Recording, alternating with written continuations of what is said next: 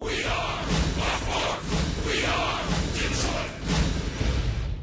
Tigers baseball on Fox Sports Detroit is presented by Bell Tire.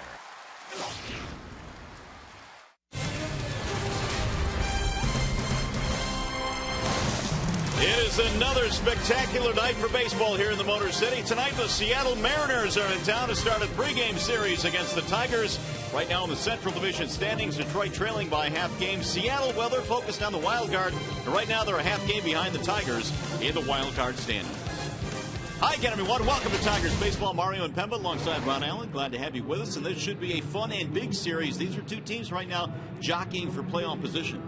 No doubt about that, buddy. If you're both of these teams, when you got together in spring training, whether it was in Seattle, in Arizona, or whether it be in Florida, you wanted to be in a pennant chase in the middle of August. That's exactly where both teams sit right now. All right, now the last time the Tigers saw the Seattle team, Robinson Canó was not in the lineup. He is now for this three-game series. He's a dynamite player. No question about that. He's the best left-handed hitter in the game as we speak, and one of the reasons why he goes foul line to foul line with power. You take a look at some of his ranks this season. He makes the All-Star team every year. Not only does he make the All-Star team, he starts the All-Star team at second base. He's done that the last 5 years. On defense, he's awfully smooth, acrobatic, but he plays the game so cool, calm, and collective that some people think that he's so nonchalant on routine plays, but there's no one better at second base in the game than Robinson Canó. He'll be on display here at Comerica Park the next 3 nights. Well, there have been few better in the Tigers' rotation than Rick Porcello this year. He's been dynamite. Now, his last outing, he had to come in relief in that 19-inning game in Toronto, but he's back in the rotation tonight. Just a quality start every time Ricky P does go out there and toe the rubber for his club. 9 of his last 10 have been quality starts. I mean, if you really think about it, from the first pitch of the season until now, he's probably been the Tigers' most consistent starter. 3.11 ERA. He doesn't walk many. He strikes out a few, and he gets tons of double plays, and he throws a lot of ground balls. Very much looking forward to watching this game here tonight. And after a short break, we'll go back to the Coliseum Studios, check in with Justin White. Coming up tonight, some familiar faces back at Comerica. Lloyd McClendon, Austin Jackson, Tigers M's next.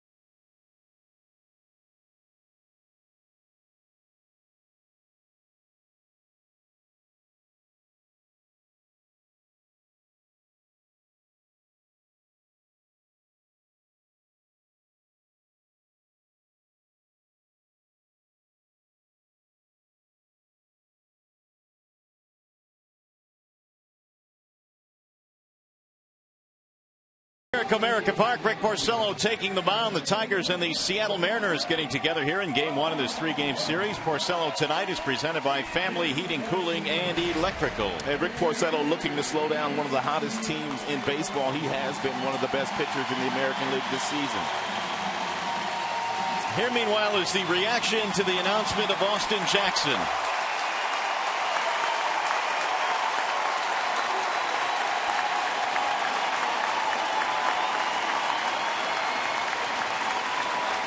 AJ tipped his cap. He settles in the box, and here we go. The first pitch of the ball game is high and inside, and how cool was that? He didn't soak up enough of that standing ovation. No, he just got right into the box, said, let's play ball. He wants to play baseball. It's a neat reaction by the Tigers fans who showed their appreciation. Jackson and the Mariners in town for the start of 3. Austin batting .270 overall, with Seattle hitting .250. The Mariners are 9-3 in the 12 games that Austin Jackson has played in center field for them. Now Porcello with the 1-1. And it's in there, a strike. 1-2 on Jackson. Ackley to follow, then Robinson, Canó are just underway here at the ballpark. The first of 3 this weekend between two teams battling for playoff position. Here's the 1-2 offering. Jackson takes outside, 2-2. For Rick Porcello, back in his starting role, he pitched in relief his last time out in that 19-inning game against Toronto. Took the loss in that contest. Here's the 2-2. Fouled back out of play. Jackson, prior to the trade, was playing probably his best baseball of the season. His month of July was really good. He had 15 multi-hit games that month. And now he is patrolling center field at Safeco Field.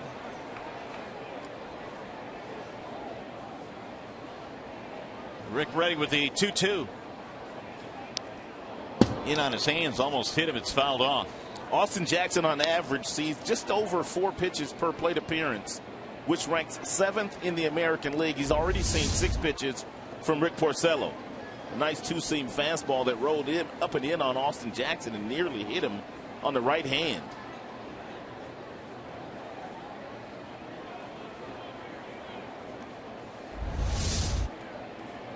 Jackson 38 RBIs this year. Looks at a ball outside. Porcello wanted the outside corner, couldn't get it. 3-2. Nice cut fastball there thrown by Porcello. He's no longer throwing a slider, but the cutter that he has started to throw sometimes in many ways acts like a slider. Now the 3-2. Ground ball second base. He hit it right at Kinsler. And Jackson is out at first base. It took a tag by Cabrera. He stepped on Miggy too, I believe. Something happened to Miggy. I don't know if he stepped on him or he got his hand caught. It looked like he's holding his wrist. Or his thumb. Yeah, bad throw by Ian. Miggy had to come off the bag, and then he had to tag Jackson, and apparently he got him the wrong way with the tag. One gone. Here is Dustin Ackley. And time now, and here comes Kevin Rand and Brad Ausmus. They want to make sure the thumb's okay because clearly Cabrera is still hurting.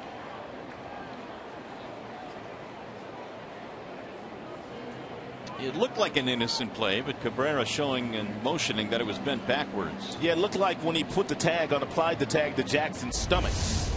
It just kind of bent the glove back and bent the thumb back as well. The odd thing about that play is that Kinsler's throw was actually off target. He's been so good in that respect.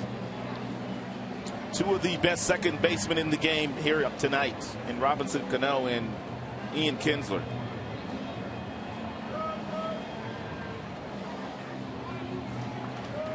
So Miggy is okay. Jackson is out to start the ball game. That'll bring up Dustin Ackley.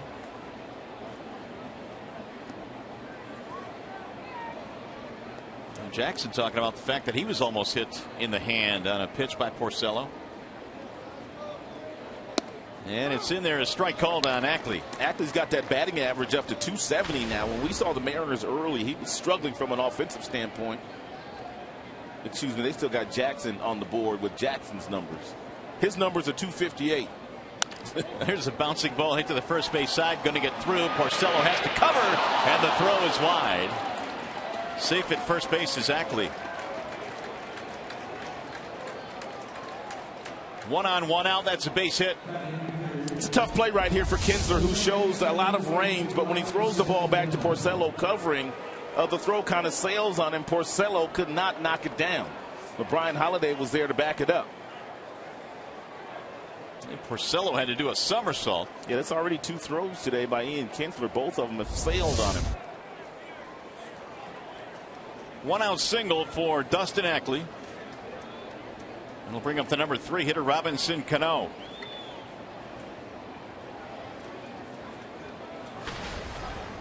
We are just underway here at Comerica Park. The Tigers winning the last 2 against the Pirates. This Seattle team is hot. They've won 8 of their last 9. And there's a strike on Canó. Well, you know the history on Porcello by now. He throws a lot of ground balls, which gets him lots of double plays.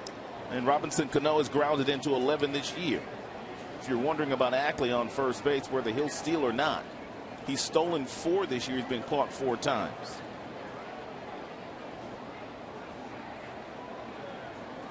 Here is Porcello's 0-1 up and in to Canó. 1 ball, 1 strike. Well, this is something that Porcello is really good at. Ground ball double plays per 9. Only Keuchel has had more double plays turned behind him than Porcello. We saw Keuchel earlier this year, and he pitched a really good game against the Tigers and threw a ton of ground balls. Keuchel has had 26 DPs induced, and Porcello has had 24 turned. Those are the top 2, not only in the American League, but in baseball, period. Here's the 1-1. Canó looks at a ball low, 2-1. You always have to be careful with Robinson Canó. He is one of the best, if not the best, left-handed hitter in the game. Batting .329, second only to Jose Altuve of the Houston Astros. The recently acquired Kenrys Morales waiting on deck, hitting in the middle of the Seattle lineup here tonight. Toss back, and diving back in there is Ackley. Porcello, coming into the start tonight, has allowed 3 earned runs or fewer in 9 of his last 10 starts, and that's why his ERA is low this year, 3.11. Runner goes, swing and a miss. Holiday's throw. It'll get away from the shortstop Suarez, roll into short left field, and safe at second is Ackley. Ackley usually does not get the steal sign from the manager Lloyd McClendon, but with Porcello throwing so many ground balls, he put the hit and run on. Canó swung right through it. Therefore, Ackley able to steal his 6th base of the year.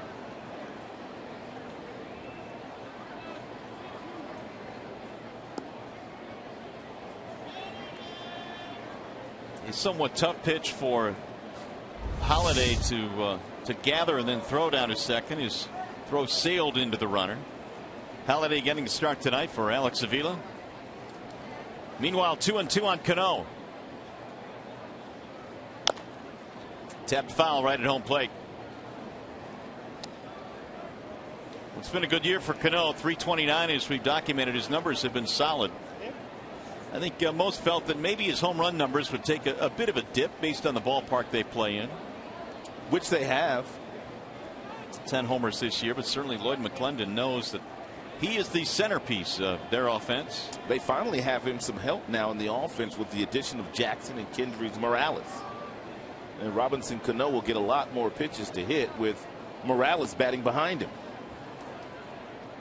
Trying to plate Ackley here in the first inning. 1 on, 1 out.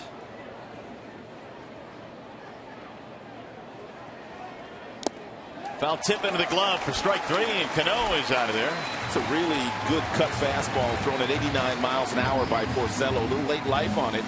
And ran down and in to Robinson Canó. The Seattle lineup tonight presented by the Metro Detroit Chevy dealers. Jackson, Ackley, Canó at the top. They've got Morales, the DH, Seager at third, Zunino is catching, Morrison, Chavez, and Taylor, the bottom 3 for Lloyd McClendon. That'll bring up Kendrys Morales. And in this matchup, Rick Porcello has had the Bernstein advantage. Morales just 4 for 19 career. And Rick gets ahead with a breaking ball strike. 0-1 on Morales. They got him from the Twins on July the 24th. Kendrys did not start the season on a big league roster. Minnesota signed him in June and then traded him away to Seattle.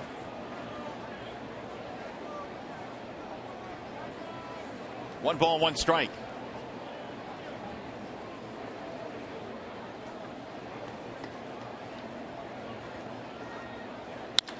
Lifted to center field.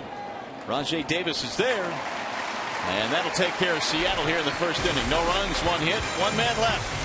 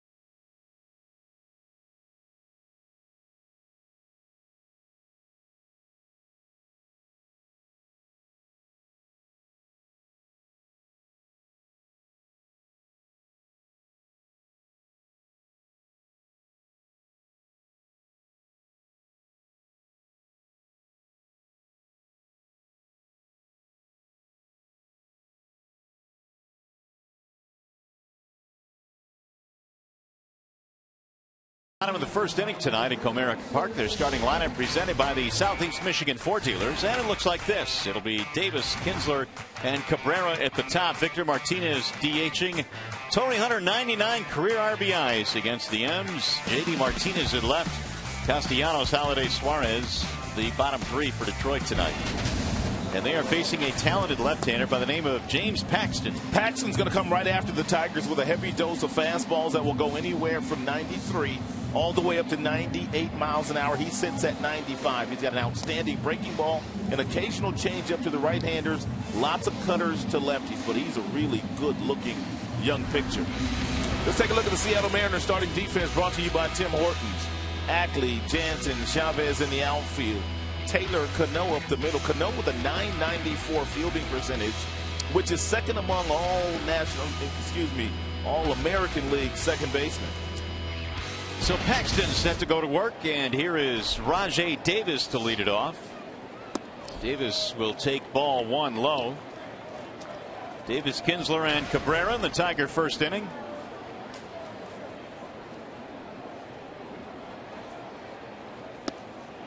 Missed again. The count goes to 2-0.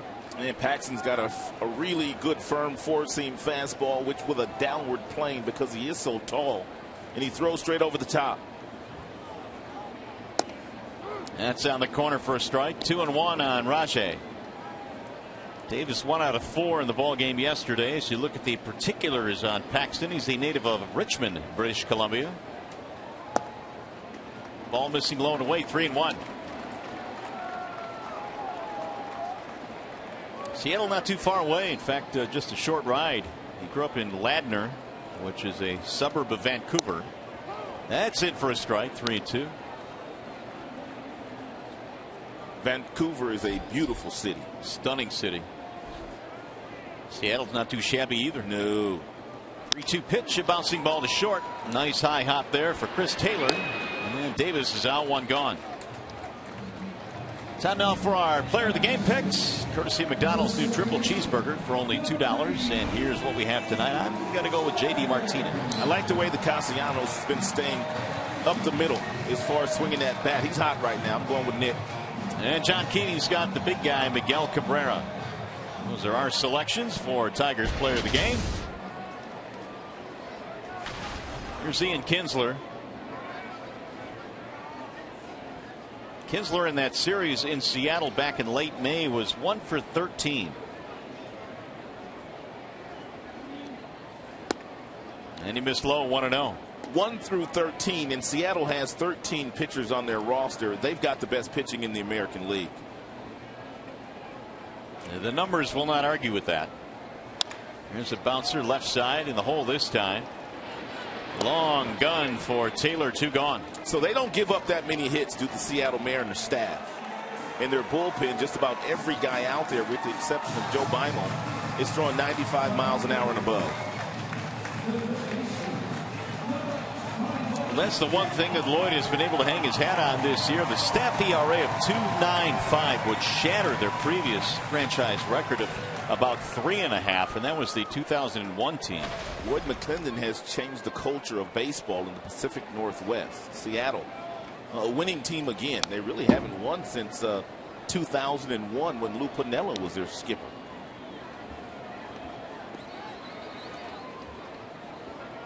Lloyd, of course, was on Jim Leland's staff for 8 years. 6th season now as a big league manager. Had a lot of fun talking to Lloyd today. He was in a great mood. Ball low, 1 ball, 1 strike. Well, he's got to be pretty fired up. I mean, here we are marching towards September, and his team is vying for a playoff spot in his first year. That's right.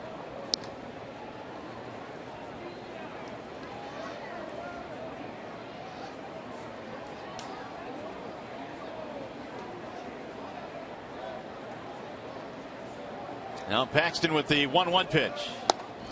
And it's inside. 2 balls, 1 strike on Miguel Cabrera. That's what Paxton will do regardless of the hitter. He does not back away from his fastball. It is firm and it's 95 usually every time he lets it go. Down the right field line, slicing, and it's going to drop fair. It'll go to the corner. Extra bases for Cabrera. Miggy is on his way to second with a 2-out double. So Cabrera now has his 38th two-bagger to lead the American League. Looked like that was a cut fastball that he didn't quite get in far enough against Miguel. Miguel able to pull his hands close to his body and then create the bat angle to drive that ball down in the right field corner. I guess that thumb is okay. No problems at all, it appears. Now Martinez.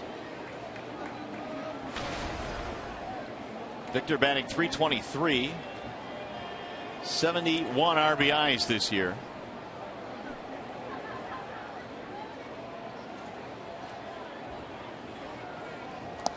And he fires one in the dirt. Nice pickup there by Zunino.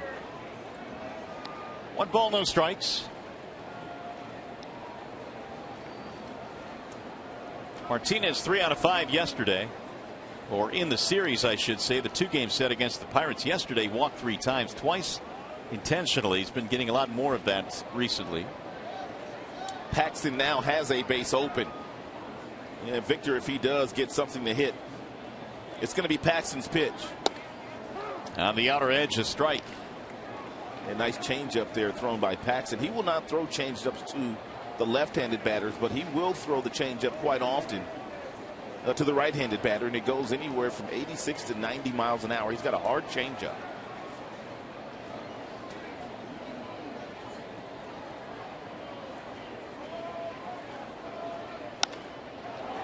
Cued foul down the right field line. 1-2 now on Martinez. With changeup at 86, and he came back with a 94-mile-per-hour four-seam fastball that Victor was a little late on.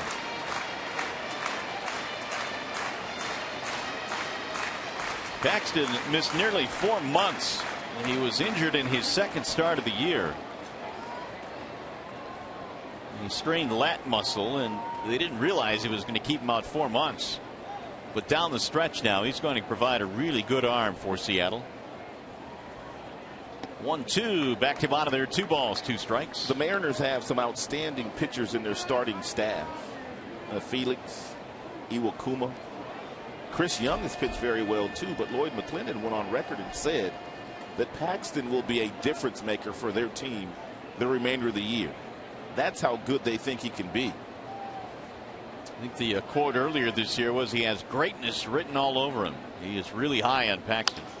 Here's a bouncing ball to short, and it's bobbled there by Taylor. That was Taylor made, but apparently not. And to third base goes Cabrera. That'll be an E6.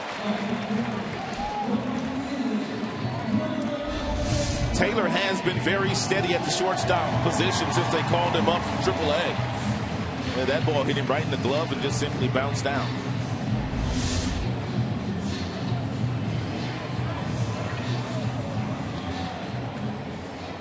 Fourth error of the year for Chris Taylor.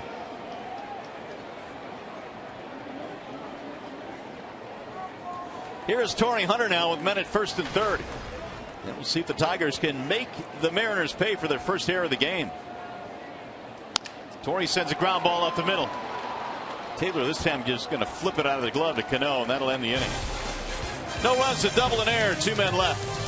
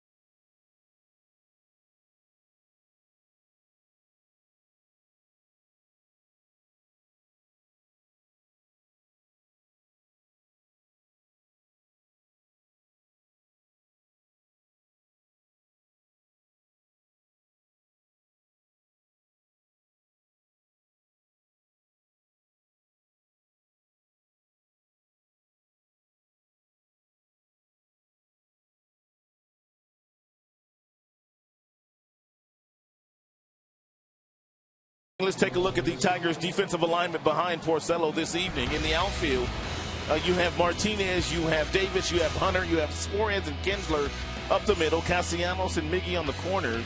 And we've already told you that Porcello throws nearly a couple of double play balls per game, which is second best in the major leagues. So Porcello goes back to work now, and he's got Kyle Seager to deal with here in the Seattle second. Seager is looking at a strike 0-1. Seager having a real nice season, made the All-Star team this year. He's hit 18 home runs and he's driven in 73. And he's underrated at third base. We don't see him a lot, but he can really play down at that hot corner. That'll spin him out of the box. 1 ball and 1 strike.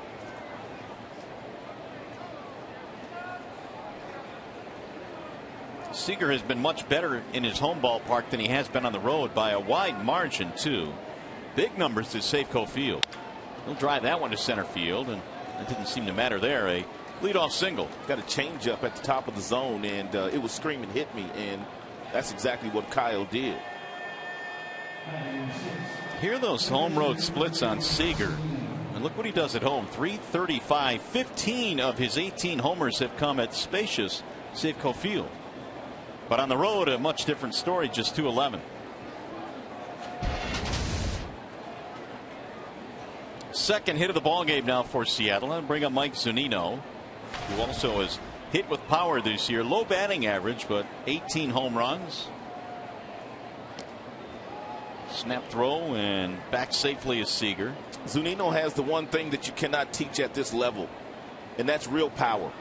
He's got a powerful bat, and he's got a lot of pop in that bat. Good portion of his hits have gone for extra bases this year. He'll take a strike from Porcello. 0-1.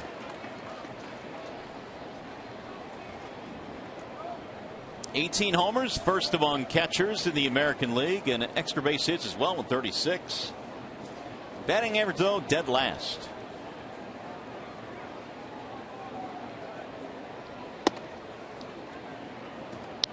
One ball, one strike. Porcello gave up a single and a steal back in the first, but no trouble. Struck out Canó, and he got Morales to fly out. Now a leadoff hit here in the second.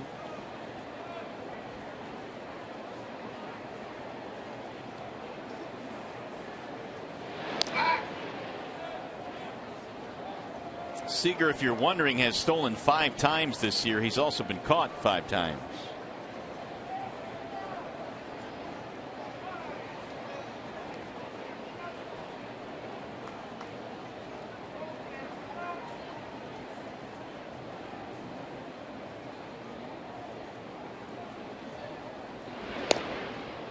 Defensively, the Tigers have widened the left side of the infield. They've got Castellanos hugging the line at third base, and that has opened up a wide hole to the left side of the infield.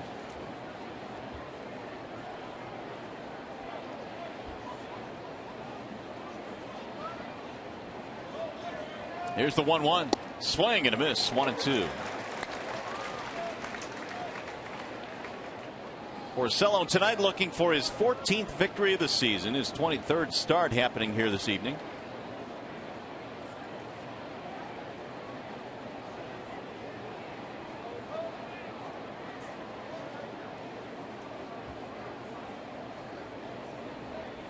Here's the 1-2. Bouncing ball foul down the third base line. 1-2. The count stays on Mike Zunino, the University of Florida product. Golden Spikes winner, Johnny Bench Award winner, and got a couple of Johnny Bench Award winners that don't play right now. Holiday for the Tigers and Zunino the batter.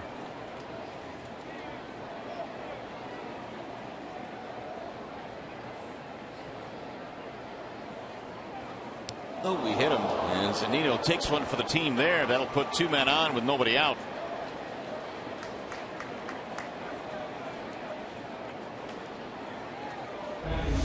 Porcello does not hit many, but that's a two-seam fastball that gets away from him.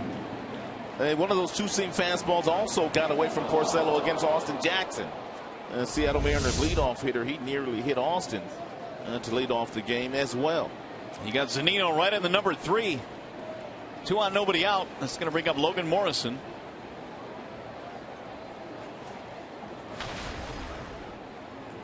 Hitting only .226 and only .196 against right-handed pitching. Morrison, the former Marlin, looks at ball 1 outside.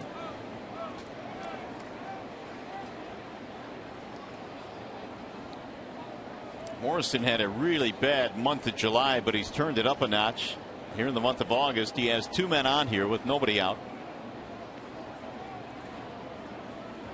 And Porcello's 1-0. Outside, 2 balls, no strikes.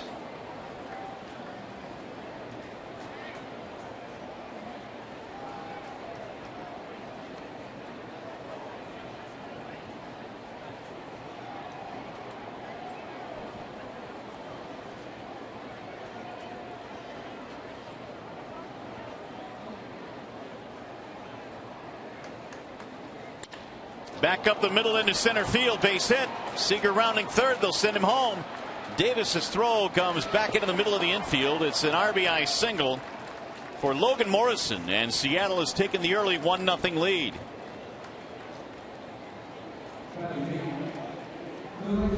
It's a very patient at bat by Logan Morrison. He worked the count into his favor. He worked himself into a fastball friendly count. He got the two-seam fastball down and away from Porcello and hit it right back up the middle for the first run of the game.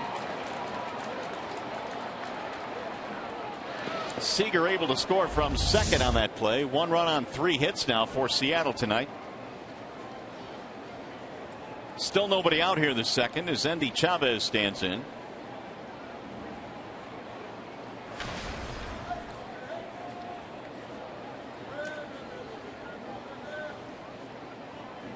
And Chavez takes ball 1 high.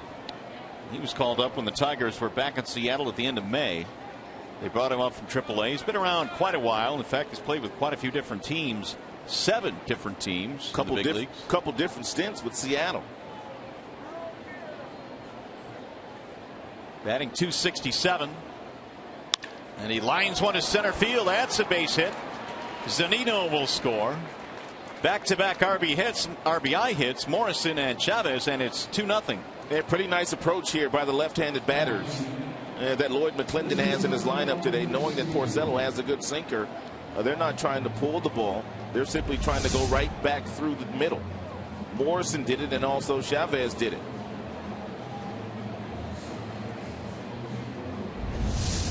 That'll bring Jeff Jones on for an early visit here in the second. Jeff Jones is outstanding at making adjustments for his pitchers on the fly. Apparently right now the Seattle Mariners know exactly what Porcello wants to do, and they're 1 step ahead of him. So if you're Porcello, you simply have to change your game plan very early in this game.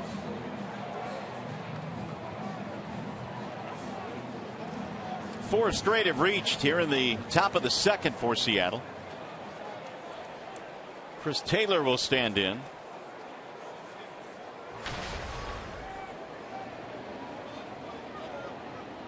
He was called up from Tacoma, their AAA team, at the end of July the 24th to be exact. Rick in search of the double play ball here.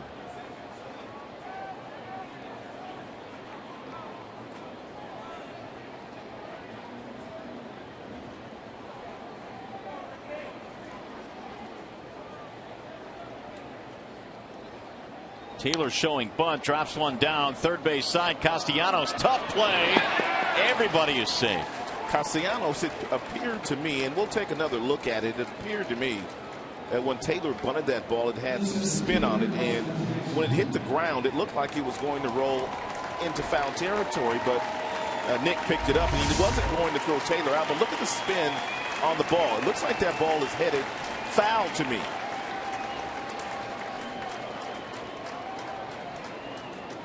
Yeah, it took a sharp left turn. Headed to foul ground, and no chance for Castellanos. So now the bases are full with nobody out. 2 runs in. Here is Austin Jackson. There's the 5th hit of the game already for Seattle.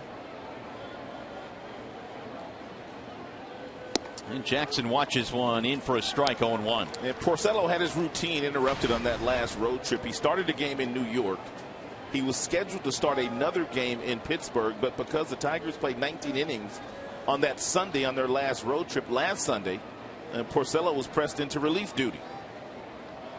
Swing and a miss, 0-2. Porcello would never say so, but I mean, when you get in a routine of going out there and doing everything, throwing your side, getting ready for your next start, when you have to pitch in relief and then take 5 more days off, it kind of throws you off as a pitcher. Morrison, Chavez, and Taylor on the bases. Here's the 0-2. That one bounced in, 1 ball and 2 strikes.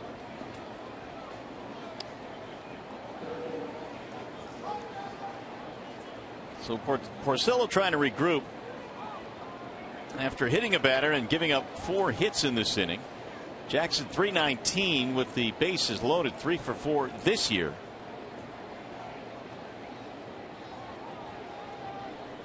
Here's the 1-2.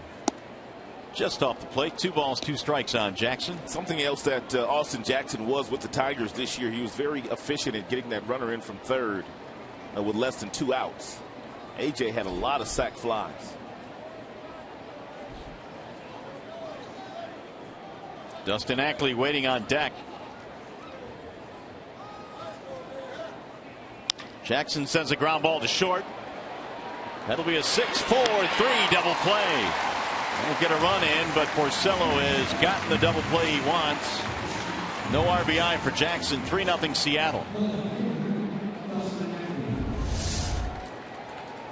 Nice feed here by Suarez, underhanded to Kinsler. Plenty of time for Kinsler to turn it over.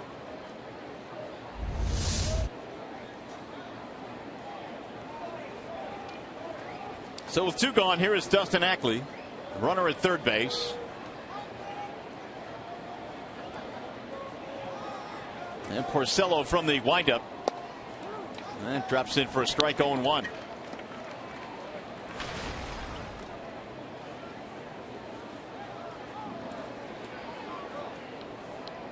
Ackley had a single, a steal back in the first. Did not score, though. They strike out and fly ball ended the inning. 1 ball, 1 strike. Ackley performing well post All-Star break. 354 for the Seattle Mariners, trying to drive in a run here as Andy Chavez comes down the line at third. And it's looped back out of play. 1 ball, 2 strikes. Ackley left University of North Carolina as their all-time leading hitter, the top hitter in their history.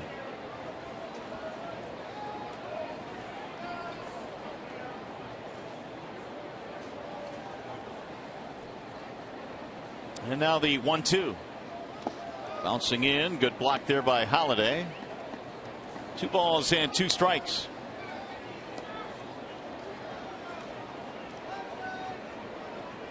Seattle opened up the second half just 4-8, but they have since gone 10-3 in their last 13. Jumping into that wild card picture. Ackley sends a ground ball to the right side. Kinsler has it there. That'll take care of the side. However, they score 3 times. We'll go to the bottom of the second.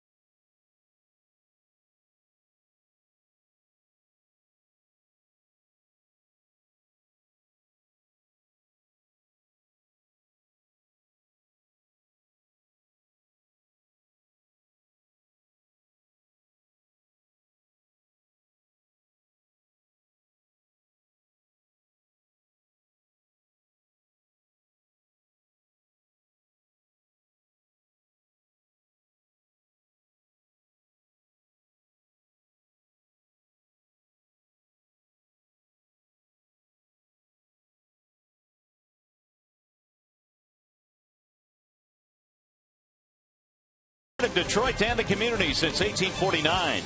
By Jeep, hurry in and get a great deal during the Jeep Summer Clearance Event. And by Hot Pockets, irresistibly hot. Back here at the ballpark, we go to the bottom of the second tonight, and another great night for baseball here in the Motor City. 2 talented teams, and look, we've got some cowboy hats on here for country night. I see that.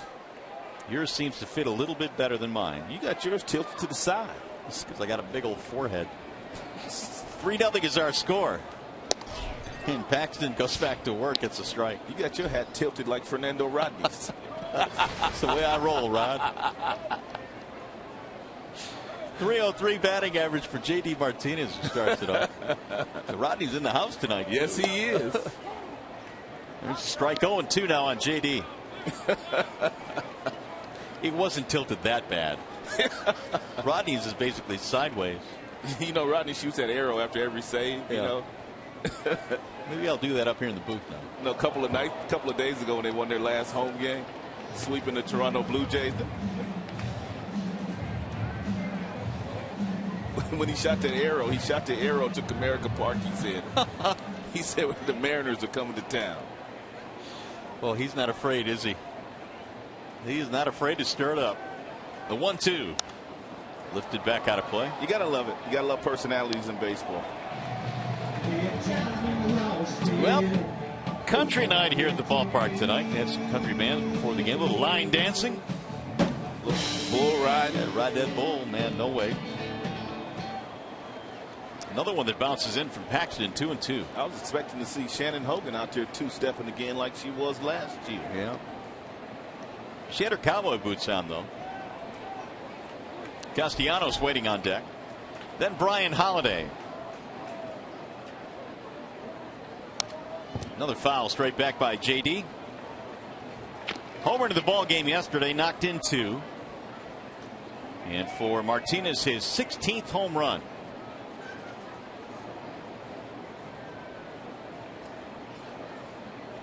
Paxton again with the 2-2. Another foul straight back. And Martinez hit him a home run yesterday. He got a hanging breaking ball from Francisco Liriano that was right down the middle and drilled it to left field for a solo shot. 8th pitch in the at bat is singled back up the middle into center. So Martinez is on to lead things off. It's going to bring up Castellanos. Hey, good to see Martinez perking up, but really in the last 10 games or so, Castellanos has been on fire. He's been driving in a lot of runs. He's been hitting the ball out of the ballpark. He's been doing everything. He's compiled a .323 batting average with 4 extra base hits. He's driven in 7, and the OPS is .977 for the young third baseman. In those videos, just about everything right back up the middle. He'll drive this one to right field, slicing though, foul. He loves to swing at the first pitch. If you throw him a fastball or a breaking ball, if it's a strike, it's a pretty good bet. Castellanos, he's going to be swinging at it. .420 slugging percentage is second among American League rookies. He is toward the top in a lot of the different categories. Doubles, RBIs.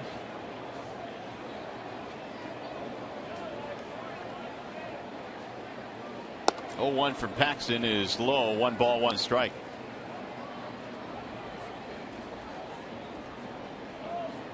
Paxton, man, he just comes right over the top with that big frame of his. Earlier this year, they showed us a video of Clayton Kershaw of the Dodgers. That's fouled back out of play, and they were trying to get him to have a more of an arm angle like Clayton Kershaw has, which is much more over the top. And it has paid some dividends. Paxton's coming to the big leagues, and granted he has not had a big sampling size, has been very good. He throws straight downhill, and when you throw 97 miles an hour, you're throwing straight downhill.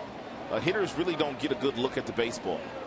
And he also has a really good breaking ball that he throws from that high arm slot.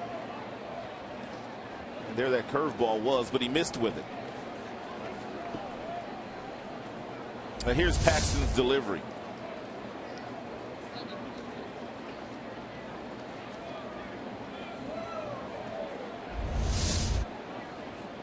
6'4", 220. Yeah, not many left-handers walking around that throw 97, 98.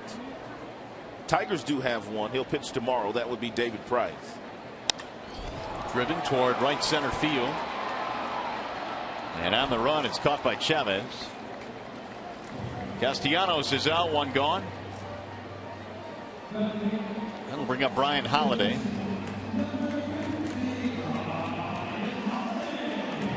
Holiday gets the start with the lefty on the mound here tonight. Avila gets the night off. Left-handers really have not had a whole lot of success so far this season against Paxton. Even though it's a very small sampling, left-handed batters are only 3 for 19 against the tall left-hander. Easy decision tonight to put Brian Holiday in there.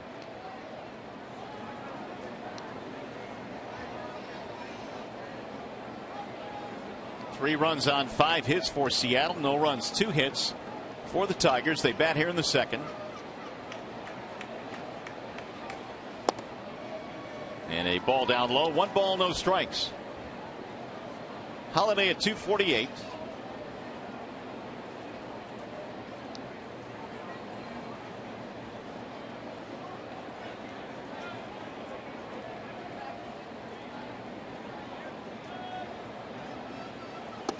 And the 1-0 is low. 2-0 out of the count on Brian Holiday.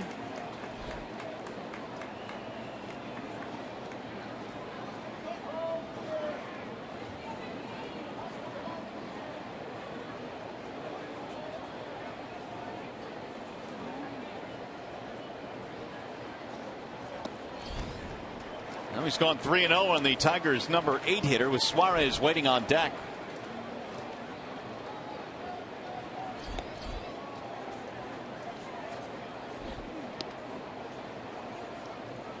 Seattle picked up all 3 of their runs in the top of this inning. RBIs for Morrison and Chavez. Another scored on a double play ball. Here's the 3-0. He takes a strike. 3-1. Holiday has not homered this year. He has 9 RBIs in his limited playing time.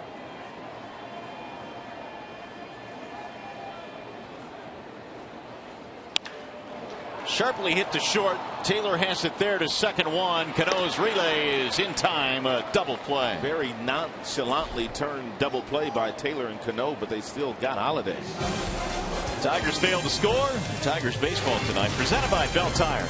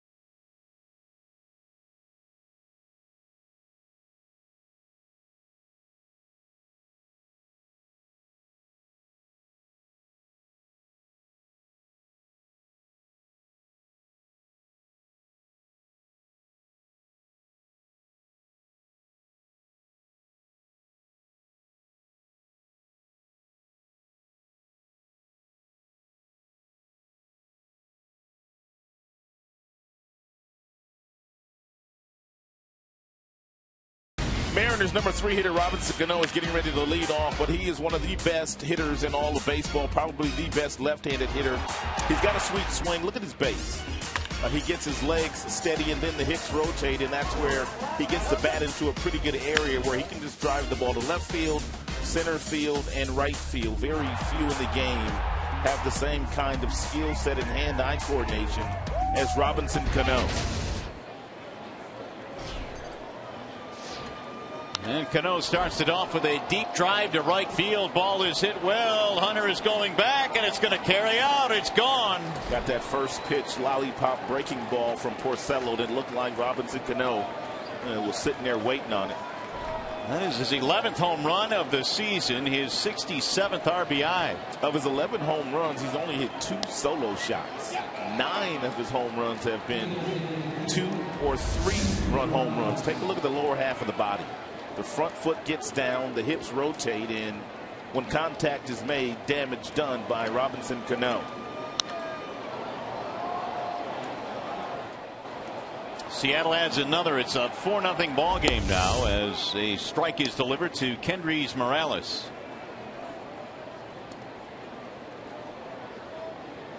They have the shift on for Morales, who fly to center field his first time. 1 ball, 1 strike. You got to go all the way back to July 6th, the last time Porcello gave up 4 runs in a game. That's how good he's been lately.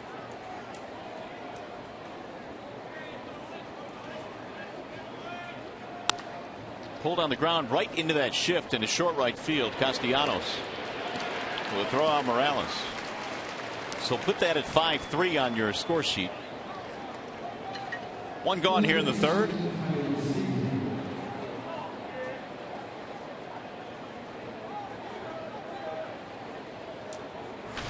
Much more conventional defensive lineup now as Kyle Seager stands in. And then he had the single to start things off in the second.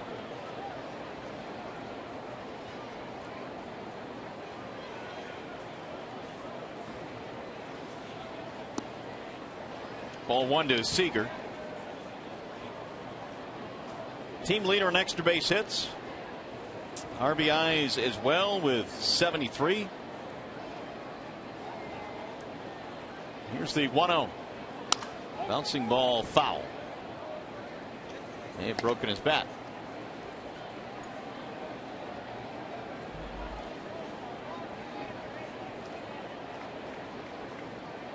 Porcello is about to throw his 50th pitch of the night. Well, Rick had allowed 3 or fewer runs, earned runs that is, in 9 of his last 10. So this is not something we are accustomed to seeing. And you mentioned it earlier, and I just wonder how much having his routine disrupted is having an effect tonight. Pitching that 19-inning game and then not getting the start in Pittsburgh. Here's another chopper foul. Rick would never say so, but it had to. Before he took the ball on Sunday when he was pressed into duty in that extra inning game in Toronto, he threw a hard bullpen on Saturday. So he had to come right back the next day and pitch in the game, but he had to do so for the team. He ended up going a couple of innings in relief for the Tigers. Backs out of there, and it's a bit high. 2-2 on Seager. Seattle just completed a homestand in which they won 8 of 9 against the Braves, the White Sox, and Toronto. They swept the Toronto Blue Jays. Bouncing ball right side. Cabrera on the backhand. Porcello covers for the out. 2 gone. Let's go back to the studio now. We check in for a game break with Lindsey Hayes.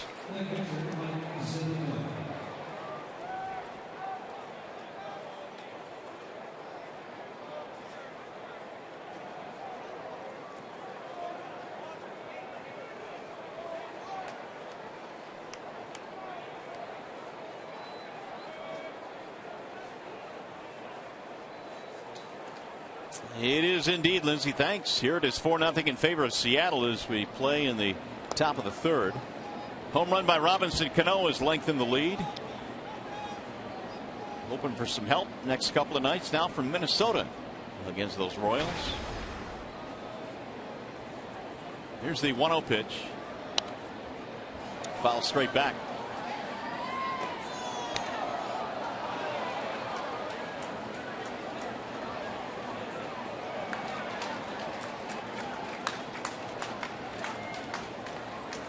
Porcello hit Mike Zunino in his last at bat right in the middle of the back. Swing and a miss. 1-2. And Zunino would come around to score.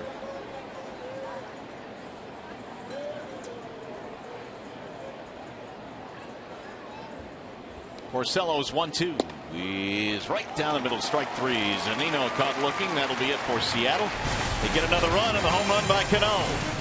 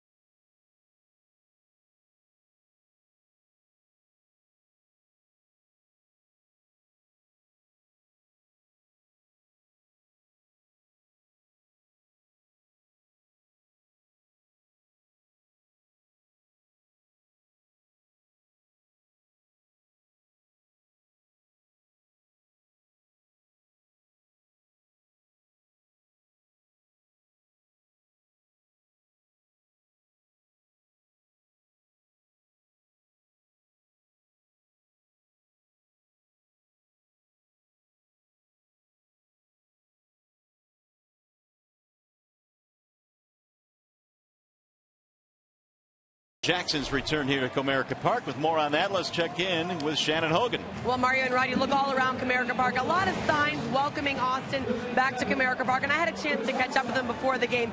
Still that big smile we know and love. He said it was kind of mixed emotions. The wound a little raw still, and he still will never forget being pulled off the field at the end of that game so that he would be traded to the Mariners, but said he's got lots of friends here in Detroit. He'll always consider this a big part of his life and his career.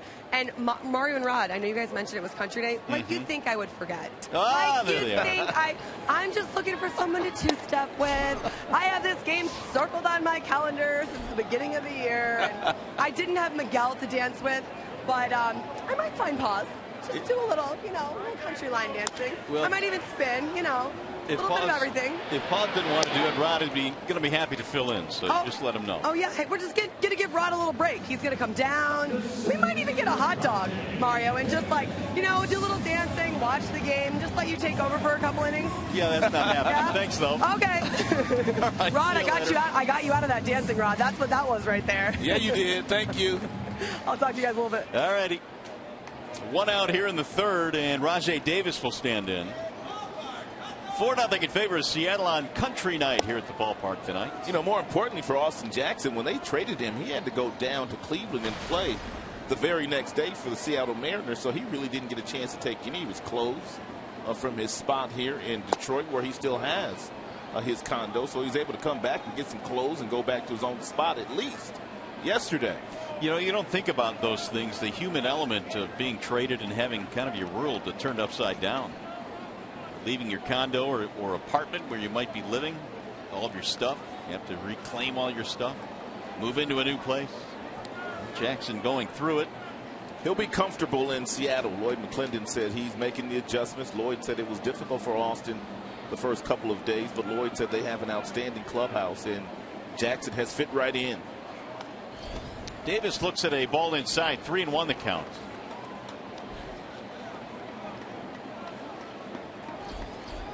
Kinsler waiting on deck.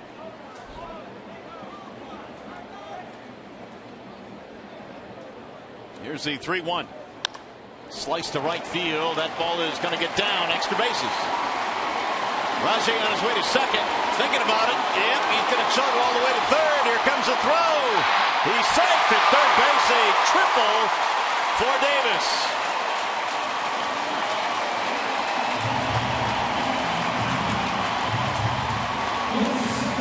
Second of the year for Rajay. Maybe Rajay felt like we were talking about Austin Jackson a little bit too much. He says, wait a minute, fellas, I'm your center fielder. He takes a cut fastball, top of the zone, slices it down in the right field corner, and by the time Chavez picks it up, Rajay Davis, turning second, is going to take a look at Dave Clark to see what Dave Clark wants him to do, and then he's going to go to third base.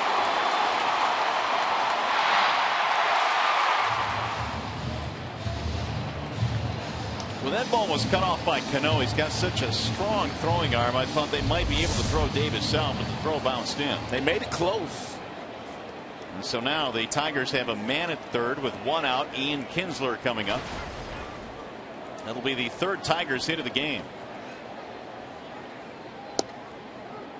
There's a strike call. Is the triple the most exciting play in baseball? Inside the park home run for me. Yeah, I guess that would trump it. But triple's right up there. No doubt. Walk-off homers. No doubt.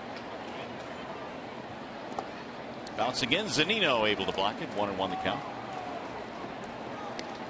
So Paxton in this game gave up a double, but no damage in the first. A leadoff single in the second, and now a triple here in the third.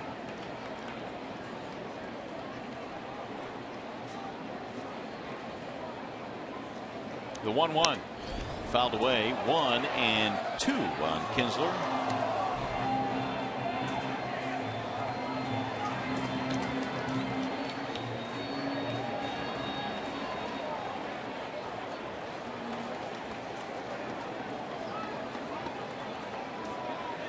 Ready. Checked it. Did it go? Negative. Take one more look at the relay from Canó. Canó, the crowd is telling him that Davis is going for third base. He's not looking. And look, he already has 1 foot in the air. He grabs the ball, exchanges it to of the throwing hand, and he throws a very good throw to third base, just bounced in front of Seager. But he gets rid of the ball so quickly. Fouled away by Kinsler. Derek Jeter is really good at that too, taking the relay from the outfielder. Both guys kind of turn their body as the ball's getting into their glove, which makes it easier for them to get their throw to the base that they're throwing it to.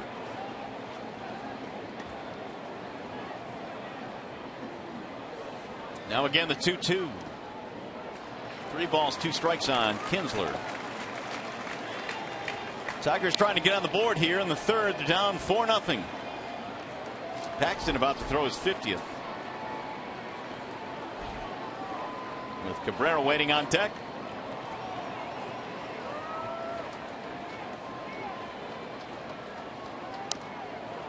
Just got a piece of that one at 81 miles an hour. And there is number 50 for Paxton, whose strike to ball ratio not all that good. Porcello gave up 3 in the second, 1 in the third. Canó has hit a homer tonight. And the 3-2. Bouncing ball to short. That'll get a run in. Davis will score. It's an RBI for Kinsler, and the Tigers are on the board. 64th RBI for Ian.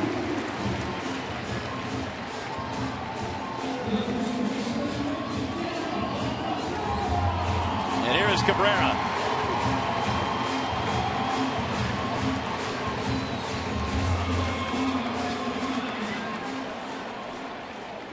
This Seattle pitching staff just continues to put up incredible numbers. I mean, the M's have not allowed more than 3 runs in any game this month, which has encompassed 12 games now. Cabrera fouls it away, and that's the longest streak in team history. They just, I mean, top to bottom. When you're talking about the rotation, the bullpen, they've gotten it done. And they're among the best in baseball statistically.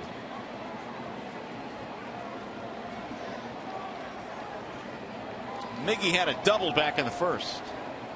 And the 0-1. Drilled to center field. Jackson has it go over his head. All the way to the wall. Cabrera will go to second base and stop there. He hit a missile out to Austin Jackson.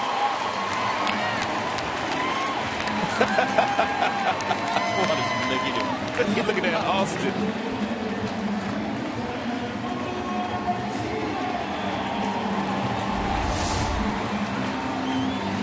And Miguel got himself another one of those cutters on the outside part of the plate, hitting an absolute missile right at Austin Jackson, and that ball just took off on AJ. AJ paused momentarily to decide what he had to do, and once he decided that he had to go back, it was too late. That thing was scalded. Oh my goodness. That's 2 doubles in this ball game now for Cabrera, who was in a double slump up until the last 2 days. And now he has 39 to lead the American League. Martinez takes a ball low, and it's blocked by Zunino. One more look at the line drive hit toward Austin Jackson. He reached up for it, but couldn't catch it. And Miguel looking at Austin. What are you doing?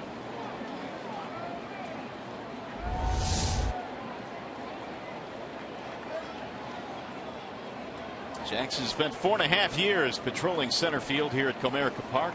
And Miguel Cabrera was probably Jackson's best friend on the team. Bouncing ball left side, deep in the hole, cut off.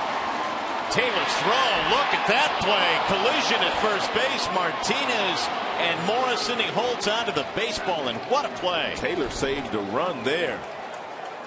A diving play out in the outfield grass, and then he came up through a one-hopper. That is huge for Seattle.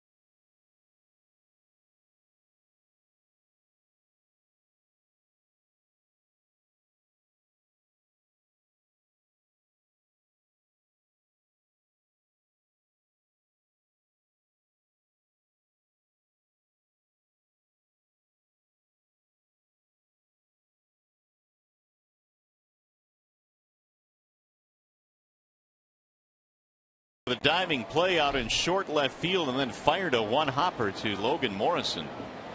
And they got the final out of the inning, getting Victor Martinez. So Porcello back to work. And the first pitch fouled away by Morrison. The fact that he had Victor Martinez shaded on the hole at the shortstop position made this an easier play for him. Diving on the grass in the outfield, getting up to his feet quickly, throwing it across the diamond. Collision by Martinez and Morrison, but both guys get up. Both guys are okay. Nice arm strength there by their shortstop. Morrison fouls it back, and the count is 0-2.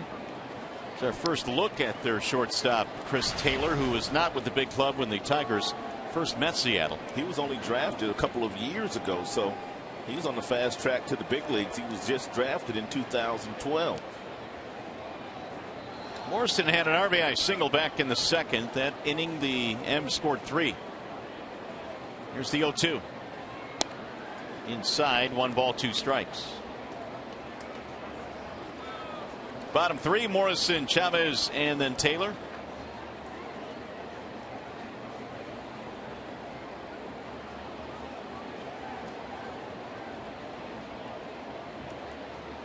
And now Rick steps off. Seattle's done pretty well here recently. They've won 10 of the last 15. The last 15 these two ball clubs have played in this ballpark. In fact, it was Seattle that opened up Comerica Park with the Tigers back in 2000. First game ever here in this yard. It's a lot more chilly that day than it is tonight.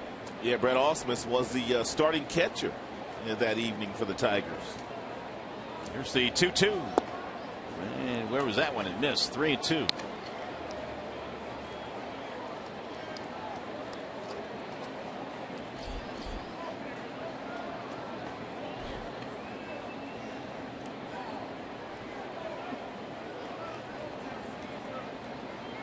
Here's the full count pitch. Pulled down the right field line. Fair ball. It'll go to the corner.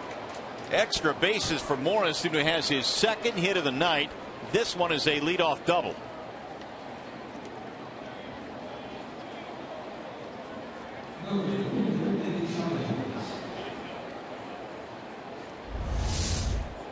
And Porcello threw Morrison a 3-2 changeup that didn't do much. No fading action to it at all. And that allowed Morrison to reach out and hit it down in the right field corner. We keep talking about Seattle's starting pitching and their bullpen, but it's the offense doing the job tonight. That is their 7th hit already. They've always had pretty good starting pitching, and their bullpen the last couple of years has been very strong. Little chopper to first base. Cabrera will tag the bag. Chavez is out, but the runner moves. I mean, they've always had King Felix, but they also had Jason Vargas for a moment. They had Doug Fister. That was a pretty good staff. Then they added Iwakuma. But they are very good this year. So with the runner at third, we'll see how the Tigers play the defense here. But the one thing that had always been missing from them is their offense.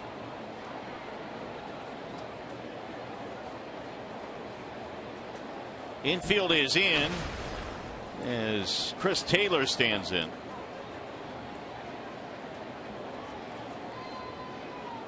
Pitch out, nothing doing. They thought perhaps the squeeze was on.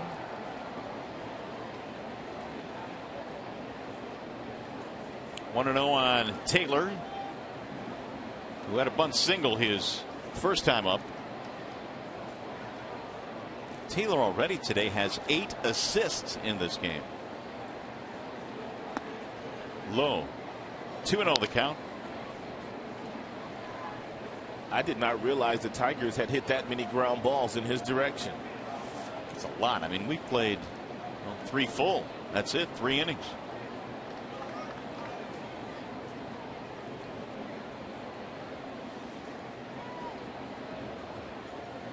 Ground ball back up the middle. It's got to get through. Out of the reach of Suarez into center field, and Seattle gets another run. The number 9 hitter Taylor knocks one in. Morrison scores his second run of the night. 5-1. When the infield is in, if you hit the ball to the left or to the right, a couple of feet of defenders, you got a pretty good chance of getting a hit or at least an RBI with a runner on third, less than 2 outs. Fourth RBI of the year for Taylor. Here's Jackson. Ground ball third base side. Short hop Castellanos to second one. Throw is off target. Jackson aboard with 2 outs.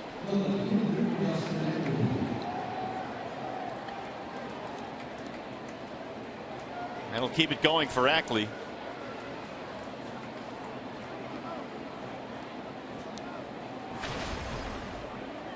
One for 2 in the ball game.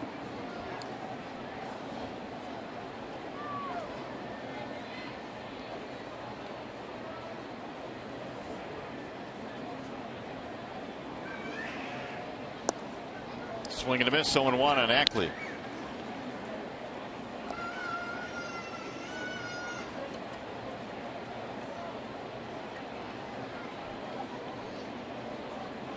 Single, a stolen base, and a ground out. Porcello now has allowed 5 runs on 8 hits. The 0-1 is a strike called, and the count is 0-2.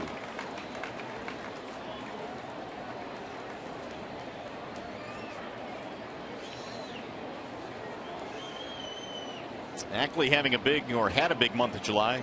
365 last month. Runner goes. Throw down to second, and the tag. Got him! Jackson is out at second base. But hold on, here comes Lloyd McClendon. He immediately jumped off his chair as soon as that out was signaled. And he'll go and then he'll turn around to his dugout to see whether he should challenge it or not.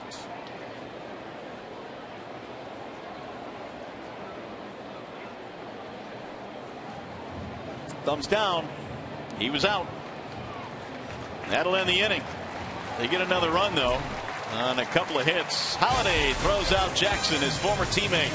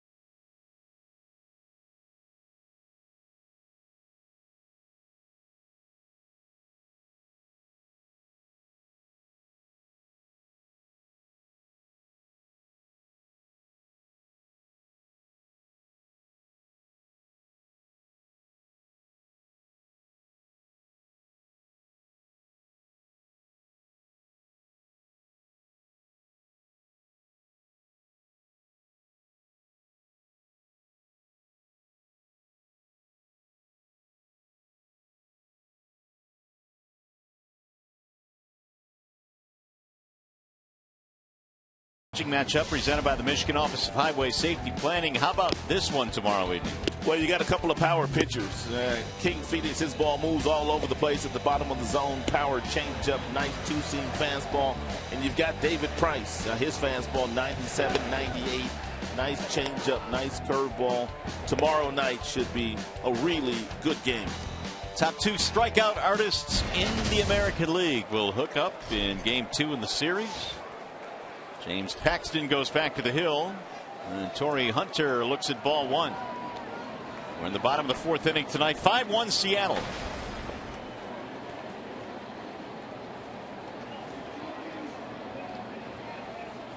Torrey sends a ground ball back up the middle. Here's another chance for Taylor.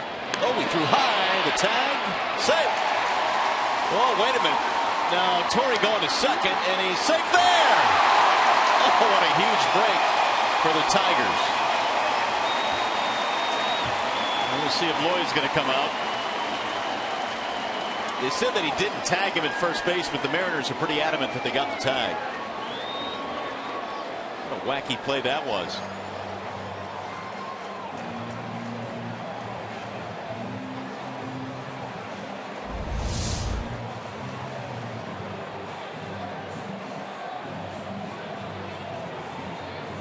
Couldn't really tell from that angle. The reaction to Morrison was that he felt that he tagged him because he didn't do a whole lot, but boy, that's hard to tell. Torrey did a nice job just to touch the base there. Then he slowed down and he deked Logan Morrison, and then by Morrison hesitating, and by the time Morrison did get the ball to Canó, it looked like Hunter may have gotten in there with that right foot, but he tagged him there, so he's going to be out. Pretty good athletic play by Morrison there. Pretty close, but I think you're right. He indeed tagged him. And so the Mariners will challenge. The Tigers either have a runner at second with nobody out, but the bases will be empty. Here's another angle. Tag right there. Yeah, he's clearly out. And you could tell by the reaction of Morrison, who just was ready to throw the ball around the infield. Even Robinson Canó, and the second baseman, he saw that Morrison applied the tag to Hunter.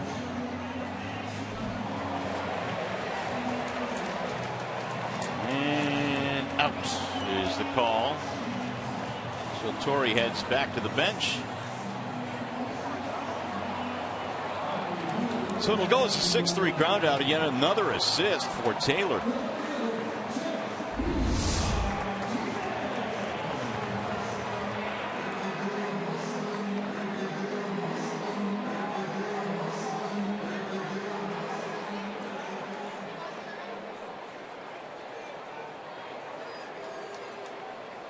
Canó right away asking for the challenge. The play was the official challenge obviously was the play at first, not the play at second. JD Martinez stands in. He's singled in the second, and JD skies one in the air. Pretty deep to right field. Chavez is under it though. 2 outs.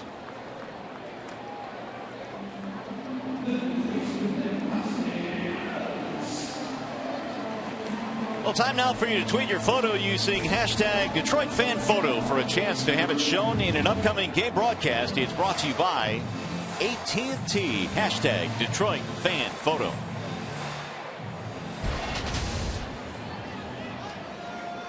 Two outs for Castellanos.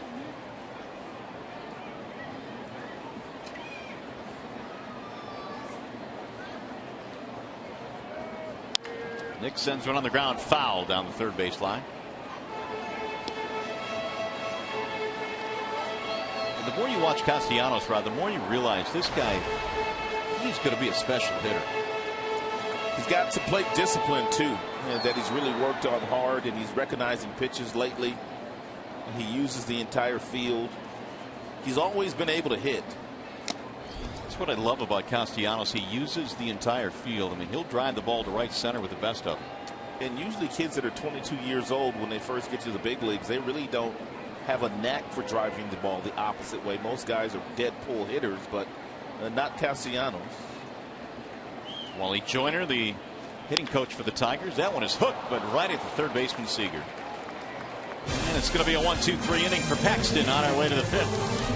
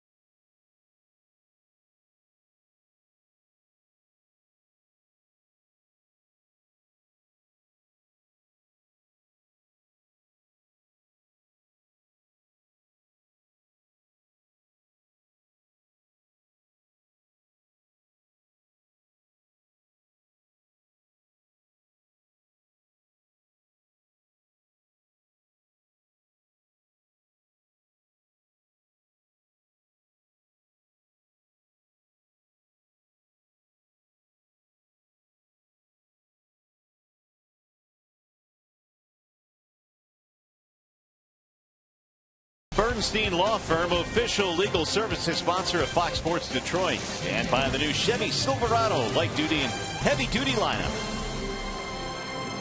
Nighttime starting to settle in here. Boy, with some gorgeous views of downtown Detroit tonight. The Renaissance Center as the backdrop. It is Seattle in the lead in this one. Mariners up 5-1 as we go to the 5th inning, and Rick Porcello back to the hill. Here is Dustin Ackley.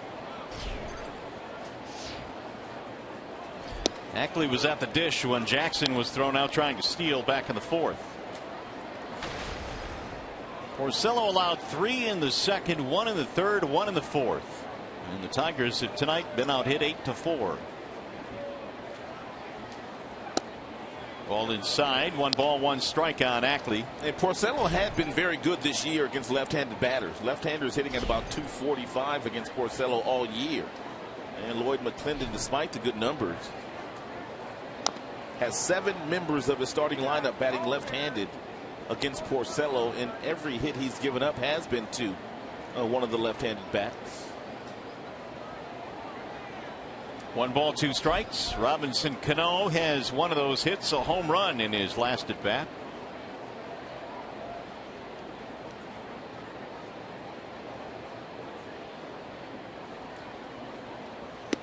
Ball high, 2-2. Yeah, but you knew that the Seattle Mariners would have a good game plan because Lloyd McClendon spent the last 7 years as a coach.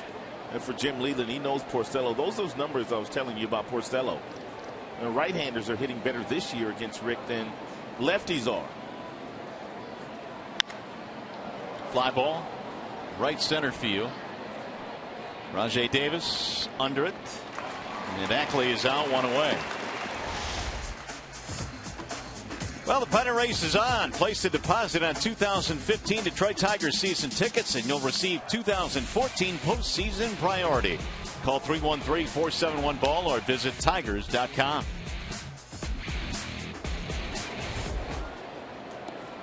Is that a Rod Allen shirt? Go Tigers! Go Tigers! I think it might be. Go Tigers! Here's Canó as he looks at a strike 0-1. I think that young man's name is Rob. Really? Yeah, he tweeted out a picture earlier today. Unless there's more than one Allen jersey running around. No, there could be. Tonight. Why not? 1 ball, 1 strike. Homer for Canó back in the 3rd. He is 1 for 2.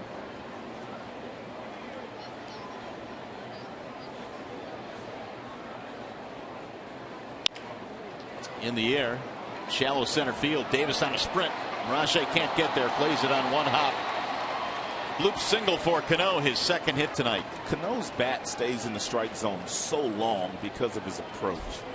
Very seldom do you see him rolling over anything. Homered his last time up. This time he fights off a pitch and he gets jammed. But look how long the barrel of the bat stays in the strike zone because of the angle that he takes to get to the ball. When you look at all second basemen since 2005, Robinson Canó, you're going to find him at the top of most of those lists. Games, hits, average. Shift is on now with Kendrys Morales. His last time up, he hit right into that shift, hit a ground ball to Castellanos in short right field. Initially signed a contract with the Minnesota Twins and surprised everybody when the Twins decided to sign Kendrys Morales, but he traded him back to the Seattle Mariners where he spent last season, and he's really started to perk up in his last 5 games. He's hitting at about 350. Trying to beat the shift here. Suarez ranging right, throws to second, ball dropped. Ian nearly caught that ball with his bare hand, and it would have been a spectacular play by Kinsler. He nearly was able to hold on to it.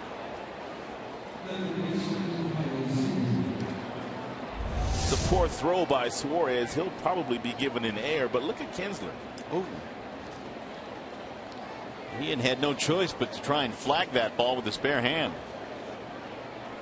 Suarez had a lot more time than he thought that he had with Canó running from first base.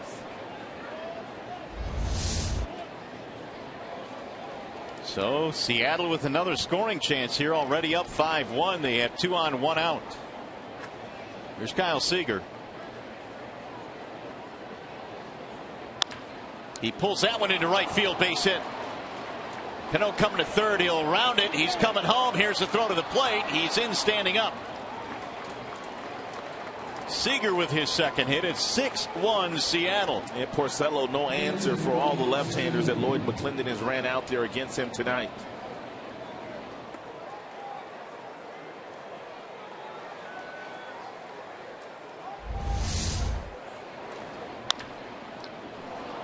Torrey Hunter comes up firing the ball to home plate, but not before Robinson Cano able to run right past Brian Holiday.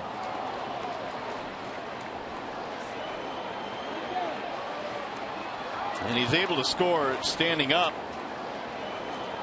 A couple of hits and an error in this inning. Suarez was indeed given an error on that play. And Seager now has his 74th RBI of the season, which leads Seattle.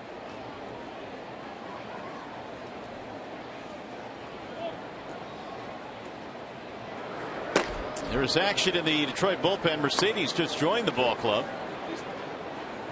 And he is tuning up now in the Detroit pen. Here's Mike Zunino with 2 on, 1 out. Swing and a miss, 0-1.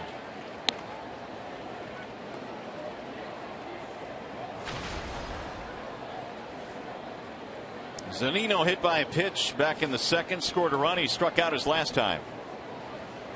He's got Morales and Seager aboard.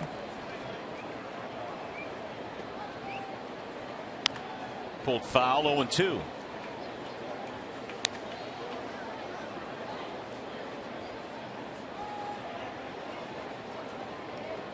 So Porcello now has allowed 6 runs on 10 hits in this ball game. And the 10 hits the most since early July. Chopped to third. Castellanos tags the bag. 1 and a double play. 5-3 ends the inning. Another run in for Seattle. We go to the bottom of the 5th. You're watching Tigers baseball presented by Bell Tire.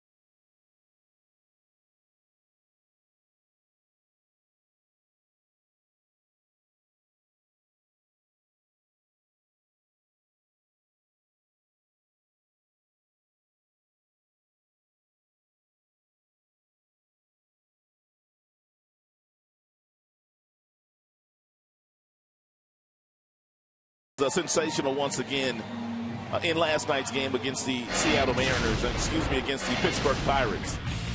His career high in strikeouts is 15. He did that a couple of years ago against Pittsburgh. Yesterday, all he did against the Pirates was strike out 14. He had a good fastball. He had a great changeup. The secondary pitches, the curveball, the slider were also plus pitches yesterday afternoon for Max Scherzer. Season high 14 strikeouts and 3 hits in 8 innings. Here come the Tigers now as Brian Holiday looks at a ball outside. Paxton allowed a run in the third. That has been it. He had a 1-2-3 fourth. Holiday, Suarez, and Davis. Fly ball right field, straight at Chavez. One gone here in the fifth. Well, just a reminder as you enjoy a cold one to look forward to Miller Time later in tonight's game, brought to you by Miller Lite.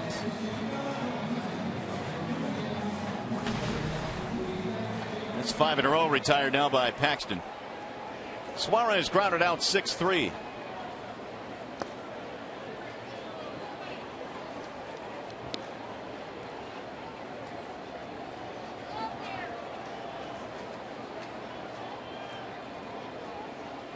Here's the 1-0. 2 balls, no strikes. Paxton was a first-round pick originally, but decided he was that was by the Blue Jays, decided he was going to go back to college at Kentucky for his senior year. The problem was he had made contact with agent Scott Boras, and the NCAA said you're not eligible. So he had to go play independent baseball for a year until he was draft eligible again the following year. That's pulled into left, the base hit. First hit of the night for Suarez, 1 on, 1 out. Then eventually was drafted by Seattle, and here he is in the big leagues.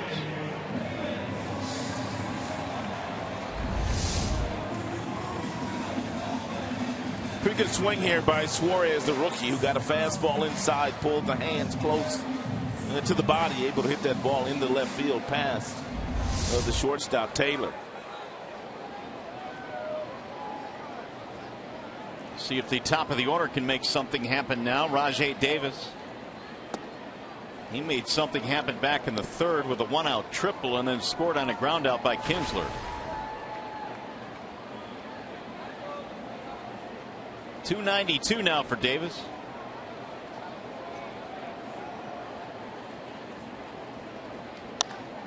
That'll go foul. Look at that.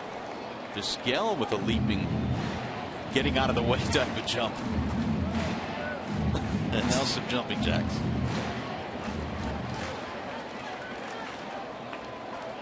Omar still nimble down at first base.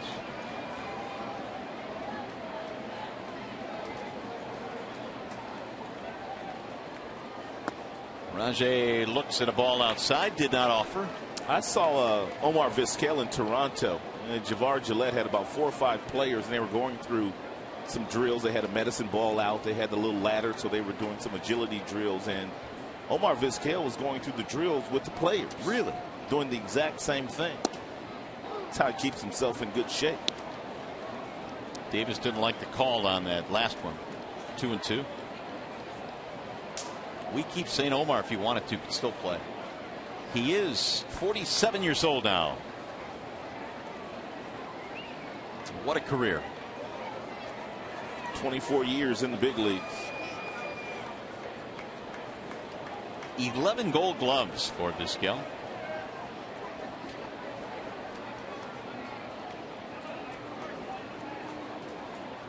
Here's the 2-2. Checked it. And yes, he went around. Davis is out. He's called out by Tony Randazzo. 2 outs. Hey, Sunday, the Tigers conclude their series with the Mariners. 1:08 start time, Sunday Kids Day. All kids 14 and under receive a free strikeout cyberbullying wristband. Call 866-66-TIGER or visit tigers.com. A special treat for the kids. They get to run out to the field, get an autographed ball. 2 gone now for Kinsler. High towering fly ball deep in the left field, down the line. That ball is a foul ball. Kinsler giving the crowd a thrill.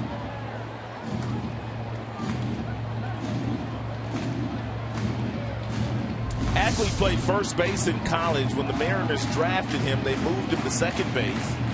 He has also played some center field, but now occupying left field on a nightly basis for the Seattle Mariners. So he's moved around quite a bit since he left college.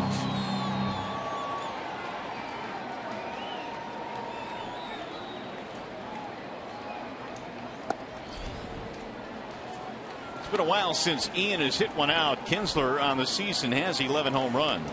July the 3rd was his most recent.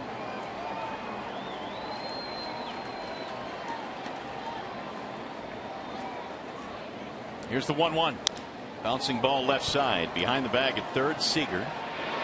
Kinsler is out, and so are the Tigers here in the 5th. No runs, 1 hit, 1 left.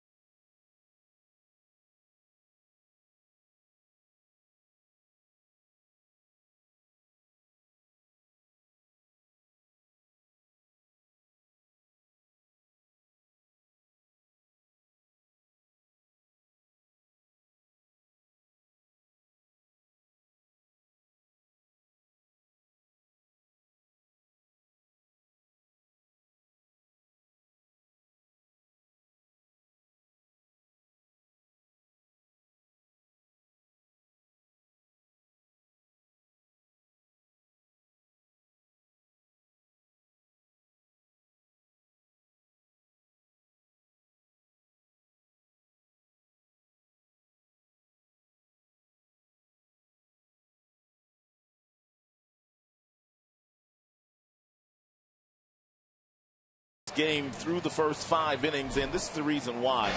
A lot of his pitches have been left up in the strike zone today. Not a lot of sinkers at the bottom of the zone like Porcello normally throws, which gets him tons of ground balls. He's left a breaking ball up. He's left some change-ups up, and a lot of these left-handed batters, they have simply made Porcello pay here this evening. Well, they have indeed. Seattle has scored in every inning but the first inning. So 4 straight frames now. Seattle has put some offense up. It'll be the bottom 3. Morrison, Chavez, Taylor. 7, 8, 9 versus Porcello. 6-1 Seattle. We're in the 6th inning. Check swing rolled foul at home plate. 0-1.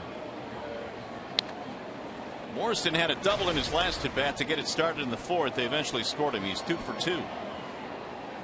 And the average at 234. He's hit 6 homers this year. A couple of years ago with the Marlins, he hit 23. That was his best year. Now the 0-1. Not a good swing. 0-2. I don't know what it is with Porcello here today, but he's throwing a lot of off-speed pitches. 47% two-seam fastballs, 53% between the curveball and the changeup. And usually Porcello is fastball happy, sinker ball happy at the bottom of the zone. Then he mixes in the off-speed pitches. It's almost like he's pitching backwards here tonight. Yeah. I wonder if Lloyd McClendon being in the other dugout and knowing all about Porcello has caused him to kind of change his game plan this evening. That's a good point. The M's have been equal to the task. They have 10 hits. And former Tiger Howard Johnson is the hitting coach of the Seattle Mariners.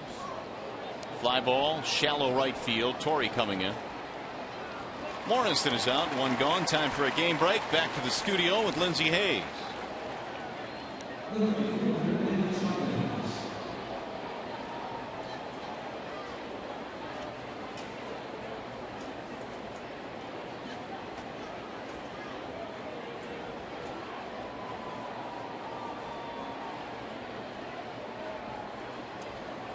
Thanks, Lindsey. And as you can see, the Tigers trailing KC by half in the Central. KC playing some of its best baseball at the right time of the year. They are now 66-54. 2 hottest teams in baseball right now, the Kansas City Royals and the Seattle Mariners. Chavez looks at a strike. 1-1.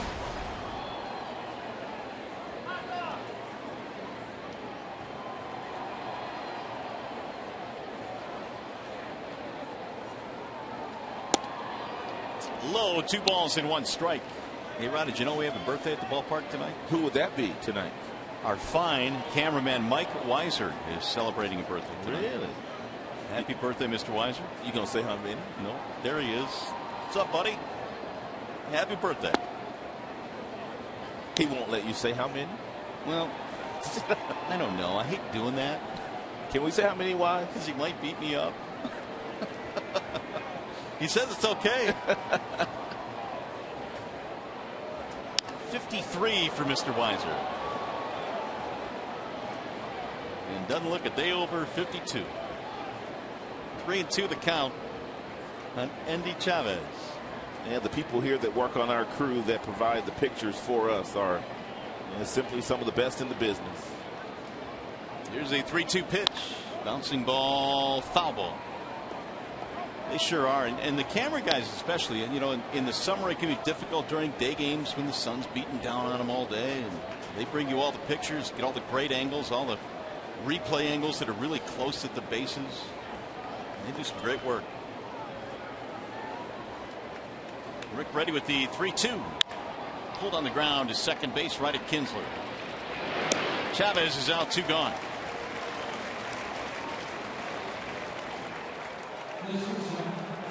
So it'd be nice for Porcello to get his first 1-2-3 inning. Here is Chris Taylor. Number 9 hitter, singled in a run in the 4th. He's got a couple of hits in this game.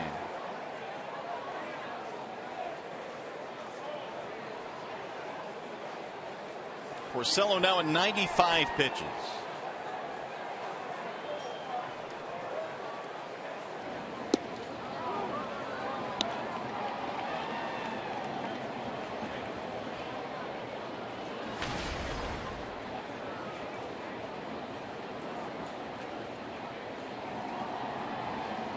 Here's the 0-1. 0-2 now on Taylor. The highest amount that Porcello has thrown in a game this year, 115.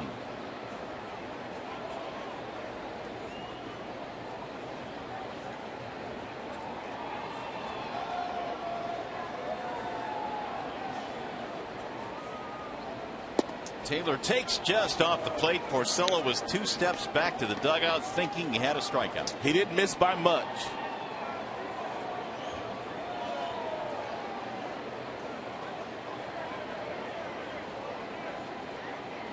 And the 1-2.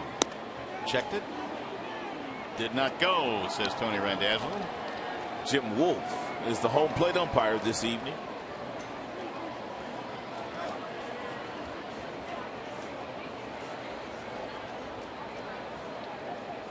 Now the 2-2. That is strike 3. Wolf rings him up. And Porcello gets his first 1-2-3 inning. And his third strikeout of the game. So coming up for the Tigers, Miguel Cabrera trying to get it going. Then V-Mark and then Torrey Hunter.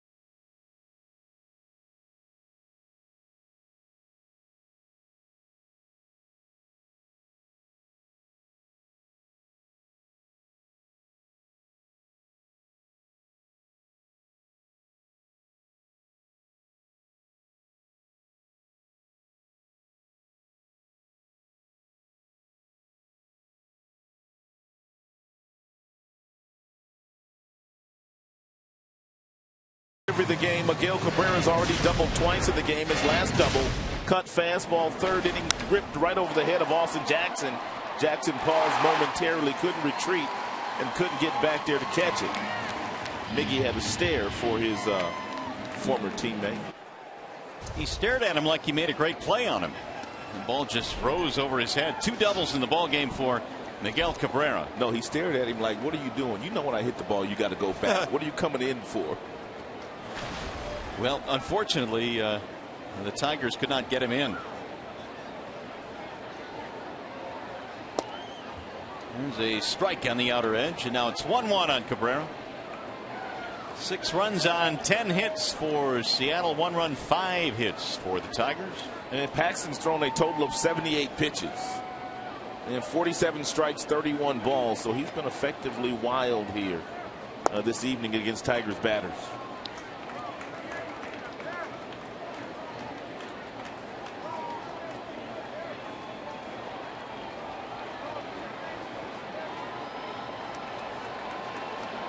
Paxton ready with a 2-1. Cabrera dialed in, and he fouls it away. 2-2 the count on Miguel.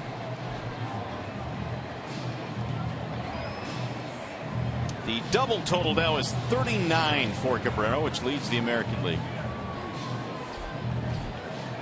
Paxton has just reached the 80 plateau, 48 strikes. Here's the 2-2. Swing and a miss, and Cabrera's out of there. 1 gone. Well, Max Scherzer had his fantasy football draft today. With more on that, let's check in with Shannon Hogan. You guys, Miguel Cabrera not liking that strikeout there, but I'm not so sure he didn't also strike out on his fantasy draft today. He was a part of Max Scherzer's event here at Comerica Park. The fans, lots of the players teaming up to pick their fantasy football teams for the fall. I did talk to Miguel Cabrera and Max. You guys, I'm not so sure Miggy knows that much about the NFL. He really was not that tapped in, but he had a lot of fun with the fans, as did Max, who is very serious about his fantasy football. I would not be surprised if he won. He tends to win in the pools he does with the guys here and some other college friends. But a great event they had here at Comerica Park. A lot of the proceeds going to charity, and something that they're doing all around Major League Baseball. This is just the first year they're doing it here at Comerica with the Tigers, but a really fun event. And like I said, I think I would pick Max on my team over Miggy when it comes to fantasy football. He's down on Miggy. I'm not trying to pick on him. No. I'm just saying, I think you probably should stick, to baseball. Miggy's got a big bankroll, though. He just hires people to draft, so he's good with that. Right, Shannon? No problem. 0-2 is the count on Victor Martinez. Well, it is all for a great cause, and they're having a lot of fun doing that as well. That draft looked like serious business. Oh, it is, man. That is a foul ball. I mean, they had a draft board up that looked all professional and everything. Max Scherzer is a very good fantasy football player. He's a good pitcher, too. Probably a little bit better at the pitching thing. Dominant yesterday.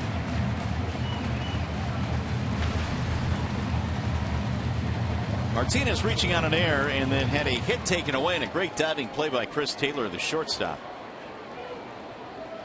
Paxton with the 0-2. Bouncing in 1-2. Here's that board one more time. Charles, McCoy, Peterson, and Forte, and Johnson, the top 5 picks in that draft. Peyton Manning next. Gronkowski didn't go to the 4th round. He might be a good pick for somebody. That is pretty professional looking, man. They didn't cut corners, did they? That is line and caught by the shortstop, Taylor. Taylor's got Victor Martinez played perfectly. Victor does pull the ball a little bit more when batting right-handed. Taylor knows that. He's taken 2 hits away from Victor so far this evening. Martinez got to try and find someone else. Enough of the Taylor dude. 2 gone. Here's Torrey Hunter.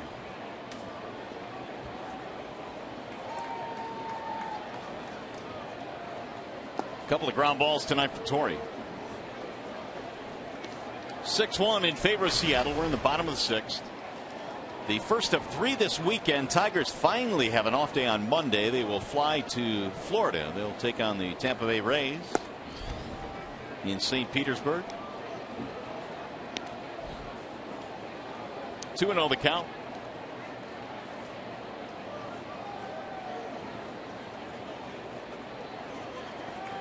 Going to be a tough final 2 weeks of August for Brad Ausmus, but once we get to September, a ton of home games against teams within the division, including the Royals. 31 of the Tigers' final 37 games are within the division. Here's the 2-1. Headed back to the seats. I was watching the pregame show today, and Simo went on record. He told everybody, he told the audience, he told everybody, the Tigers would win the American League Central by 5 games. And he said you can write it down. Really? That's what he said. Good for Simo. I would not argue with that. I still think in the end the cream rises to the top. 3-2 the count.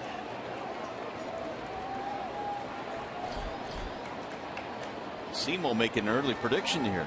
Got about a month and a half to go. He's confident. And Torrey's got himself a walk. Well, Craig believes, like most people do, that the Kansas City Royals, they might continue to play good baseball, but they will not play at a 900 clip the remainder of the way.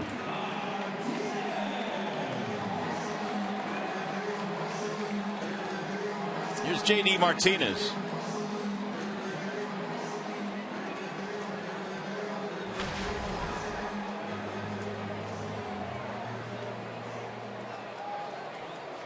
Rick Waite coming out now to have a talk with Paxton, who has just walked a batter here with 2 outs in the 6th inning. That's his first walk of the evening. So while they talk about it, we will tell you this: to join us again tomorrow, the middle game in this series against Seattle coming up. And our coverage begins at 6 with Tigers Live, Tigers and M's. Tomorrow at 6, you'll see it right here on Fox Sports Detroit. If there was ever a must-see TV night, it's tomorrow night with Felix Hernandez and David Price pitching for their respective clubs. Wilhelmsen is warming up in the Seattle bullpen.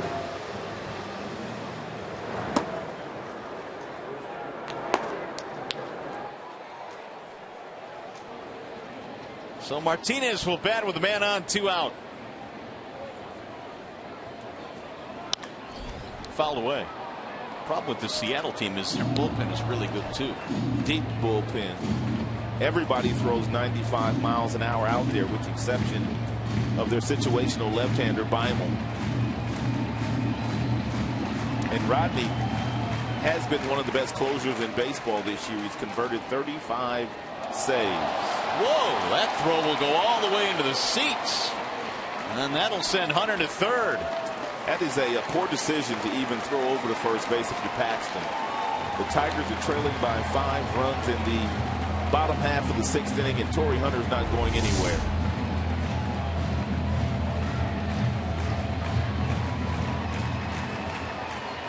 E1.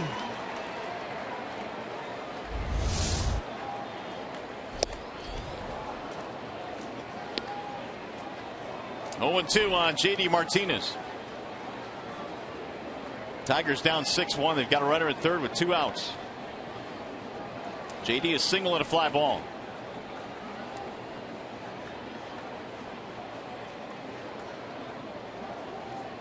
The 0-2. Check to swing. Did not go. Tony Randazzo's done a lot tonight. And we told you at the top of the show that Paxton had a big arm for a left-hander. He is 6'4". He throws straight downhill. And Xfinity is telling us that his top fastball, 96 miles an hour. He just touched 96 a couple of pitches ago to JD Martinez. That'll get back into the seats. Uh-oh. I guess we got to readjust that Xfinity. 97. Best fastball of the evening now thrown by Paxton. He has allowed 5 hits in this game. The only run coming on a triple by Davis, a ground out by Kinsler. And the 1-2. Bouncing ball to third, foul.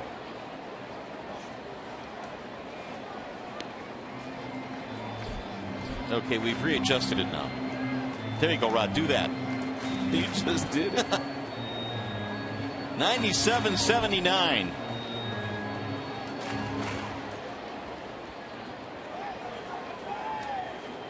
Tom Wilhelmsen.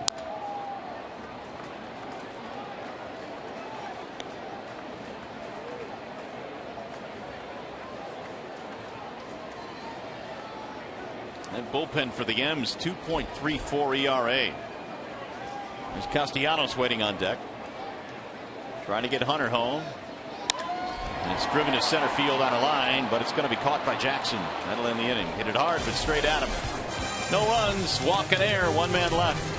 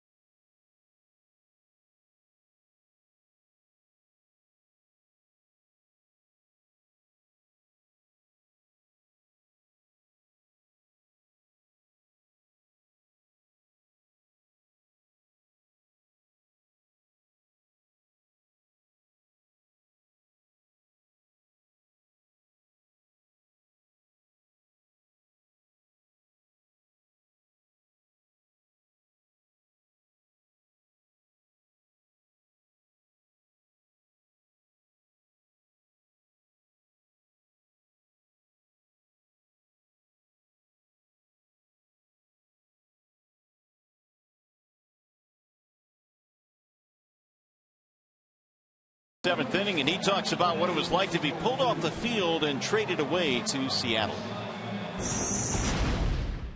The crowd pretty much knew, right away. It seemed like, and that was just awesome that I was able to get that standing that last standing ovation while I was running off.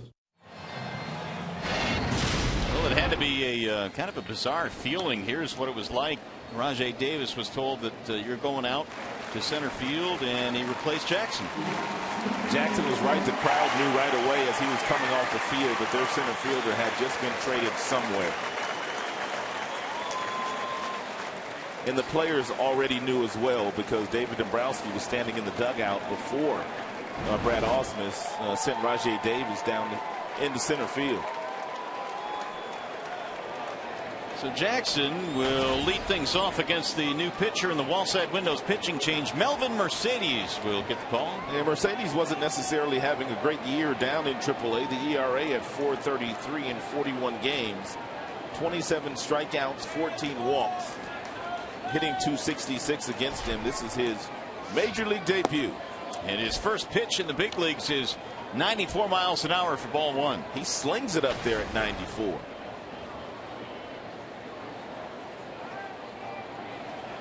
Melvin listed at 6'3", 250. It'll be Jackson, Ackley, and Canó. That's outside. 2 balls, no strikes. Melvin Mercedes hails from the Dominican Republic.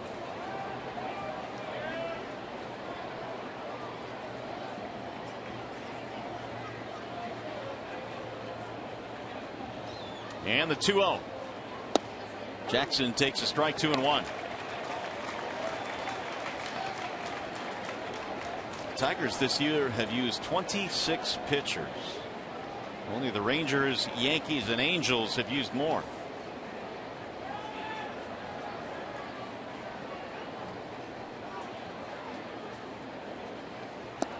Outside, ball 3 on Jackson. We're in the 7th inning at Comerica. 6 runs on 10 hits for Seattle. 1 run, 5 hits for Detroit.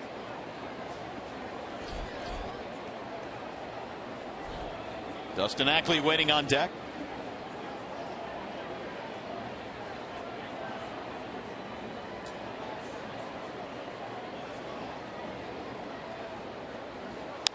Pulled on the ground to third and scooped up there by Castellanos. Jackson is out, 1 gone.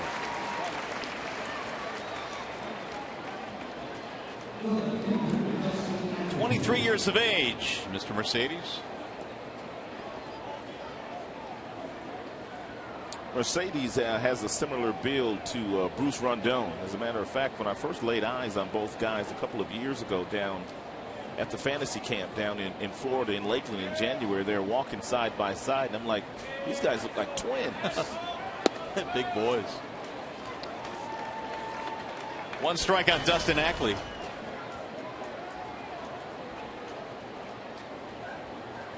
.253 batting average, 1 for 3 tonight for Ackley, who singled and stole a base back in the first. Now they go 1.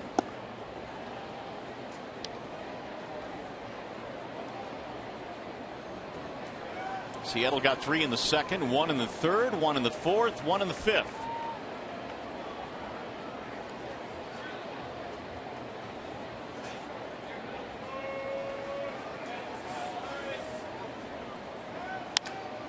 Fly ball center field. Davis on the run. And Rajay will get there just about to the warning track. 2 up, 2 down here in the 7th. Here's our Comerica Bank game summary tonight. Miguel Cabrera's got a couple of doubles. He leads the American League with 39. Robinson Cano's having himself a pretty good night. He is homered in this game. And Paxton, well, 6 innings, 5 hits, 1 earned run. Greektown all lit up.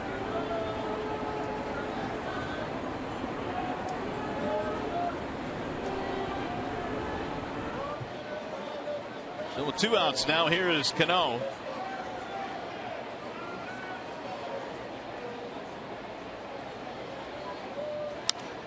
And he'll lift one foul down the left field line.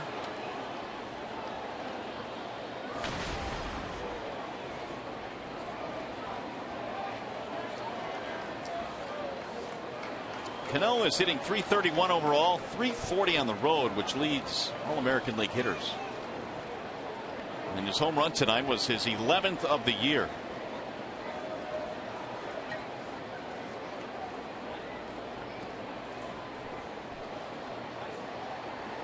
Now Mercedes with the 0-1. Canó shoots one right back off his leg. It'll roll to third. Castellanos will throw him out. Nice play by Castellanos. 1-5-3, a bullet right off of Mercedes. But he's all right. And a 1-2-3 7th inning. Coming up, the Health Plus 7th inning stretch.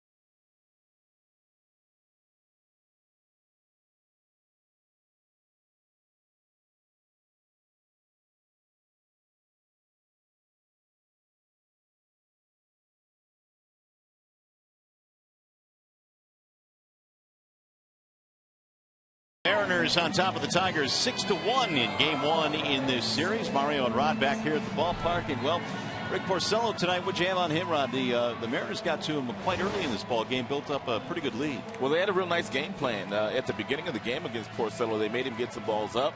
They made him get that sinker ball up, which forced him into throwing some breaking balls and changeups, and he made quite a few mistakes today. You know, it didn't seem like Paxton had great control in this game. He fell behind a lot of hitters, but then you look up on the scoreboard and he's kind of dominating. Effectively wild. I mean, anybody who has 92 to 98, as Paxton did, mixing in a breaking ball and an occasional changeup is going to have success, especially once they got him a big lead. He just kept the ball out of the middle of the plate. Well, the Tigers offense hopefully will come alive here as the Seattle Mariners have gone to the bullpen now. 2 wall side windows pitching change. Tom Wilhelmsen comes out of the pen for the end. He has pitched 63 innings so far this year, which leads all Mariners relievers. Wilhelmsen's got a fastball that will top out at 97 miles an hour. As a matter of fact, just a year ago, he was closing games for Seattle. He is on here in the 7th inning in this one. And his ball club leading 6-1. Castellanos, Holiday, and Suarez 7, 8, 9. Here's the 0-1. Swing and a miss. 0-2 on Nick.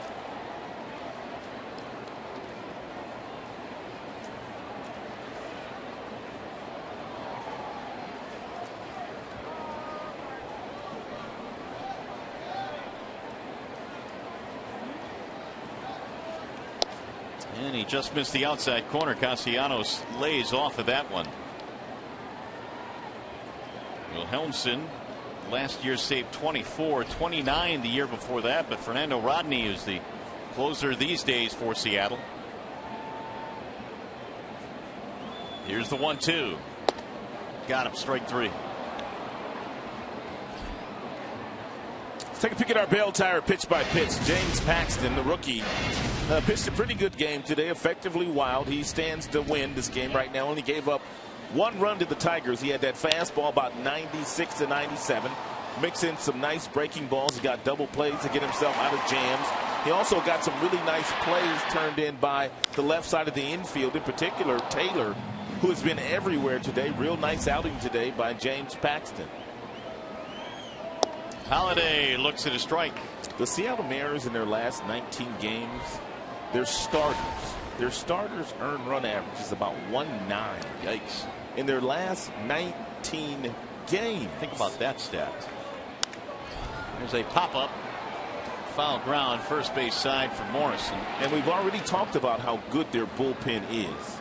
But if your starters aren't giving up 2 runs a game, no wonder why the Seattle Mariners are in the hunt right now in the wild card. 2 outs, at least. Suarez stepping in. All legendary Lloyd has to do is sit back with his arms folded. Pretty nice gig. A little bit more to it than that, but right now it's kind of on cruise control. If you look at the Tiger box score, not a whole lot going on. Miguel has a couple of doubles. Rajay Davis a triple. He scored on a ground out. Really, that's been it.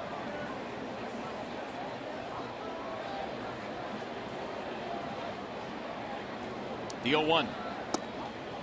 Strike called on Suarez. The only question really regarding the Mariners the last several years has been their offense. They've always been able to catch the ball. They've always pitched well. But now they've got some hitters. And that's why they're looking to get back to the postseason for the first time since 2001. But most teams that do some damage in the postseason have that 1 or 2 thumpers in the middle of the lineup. Do you think that there's enough offense on this team right now? Absolutely. With Robinson, Canó, if they can get Kendrys Morales going, I mean, that gives them a couple of really nice bats in the middle of the order. Got him, strike 3. And Suarez caught looking. Wilhelmsen makes quick work of the Tigers here in the 7th.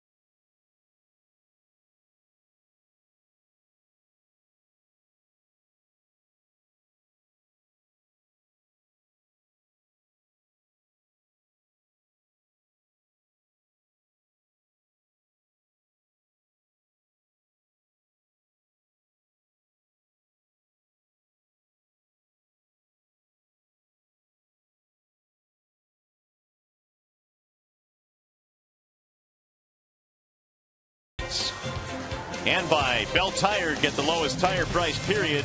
Bell Tire. Well, it is nighttime here in the Motor City. We go to the 8th inning. It is 6-1 in favor of Seattle in this big 3-game weekend set. Big crowd on hand here tonight. It's another sellout at Comerica Park. Their 20th of the year. And Seattle coming to the dish here in the 8th inning with Kendrys Morales leading it off. And Morales looks at ball one. Seager to follow, then Zunino. Tigers tonight have been out hit 10-5 and trailed by 5 runs as well.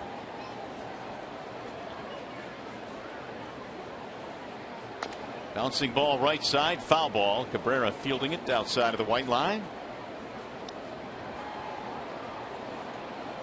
Morales reaching on an air by the shortstop Suarez his last at bat. He hit one to the opposite field on the ground. They haven't played to pull. Suarez unable to make the play.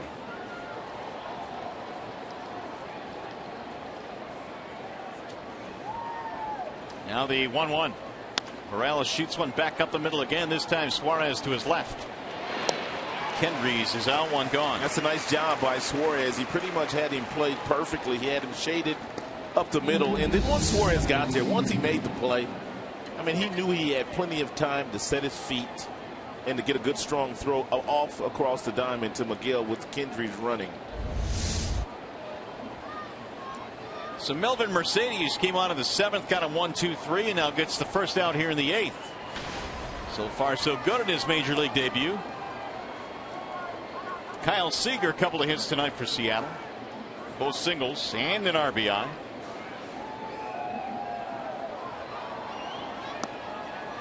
Ball one missing low. It's a big weekend in Detroit. It is. A lot going on downtown. Now, what do they call the car show? Dream Weekend? Is that what they call it? Do you know for sure? Are they calling it Dream Weekend? Oh, it's Dream Cruise. Dream Cruise. You got One Direction across the street tomorrow, too. Are you going? No.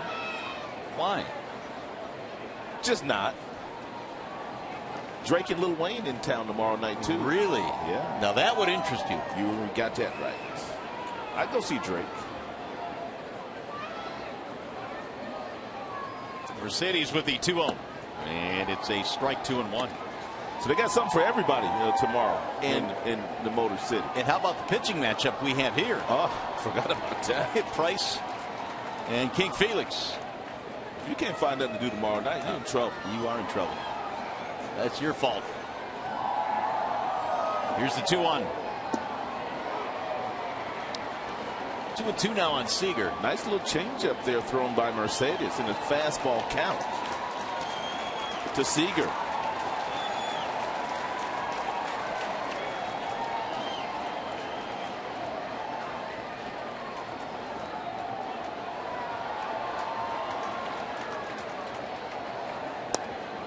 Got him, strike 3. Seager caught looking. How about Melvin? 5 up, 5 down. In his major league debut. Well, the New York Yankees come to Comerica Park August 26th through the 28th to face the Tigers. Don't miss Derek Jeter's final regular season games in Detroit. For tickets, call 866-66-TIGER or visit tigers.com. He's been a marvelous ambassador for baseball, Derek Jeter. Last chance to see him here at Comerica Park. Here's Mike Zunino. Zunino hit by pitch and scored a run earlier in the game.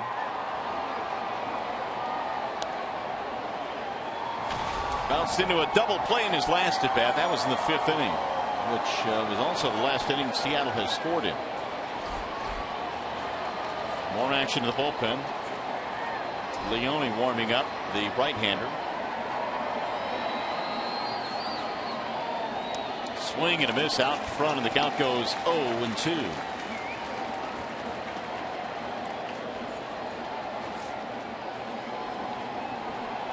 Wilhelmsen came on in the 7th inning, perhaps Dominic Leone in the 8th. They've got Rodney as their closer, but right now it's a 5-run game. And the 0-2. inside, rolls away from Holiday. From that arm slot that Mercedes throws from, he's got a lot of natural sink on his fastball in mid-90s, but he also has a lot of fading action on his changeup. That fade really down and into the right-handers and down and away to the left-handed batters.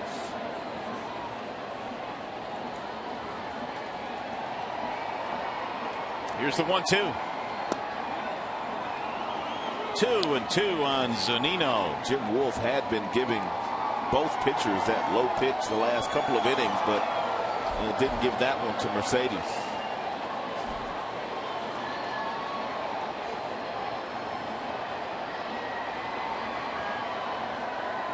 Mercedes has retired all 5 that he's faced. Tiger pitching now has retired 9 straight. Make it 10. A 1-2-3 inning. Nice job by Melvin Mercedes in his major league debut. He's retired all 6 batters he has faced. 2 of them via the strikeout.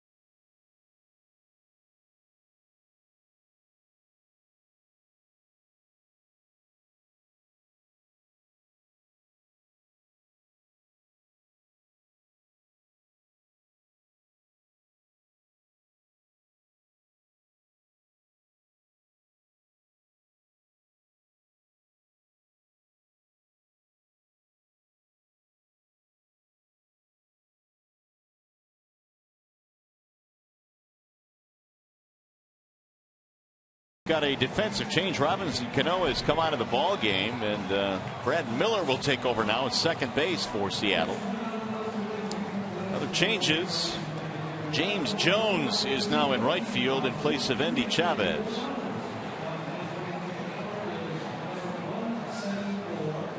Earlier this season, James Jones was playing center field, and he's a pretty good center fielder, but he's not going to get much action out there, not with the acquisition of Austin Jackson. Seattle has also made a change on the mound. Dominic Leone is on.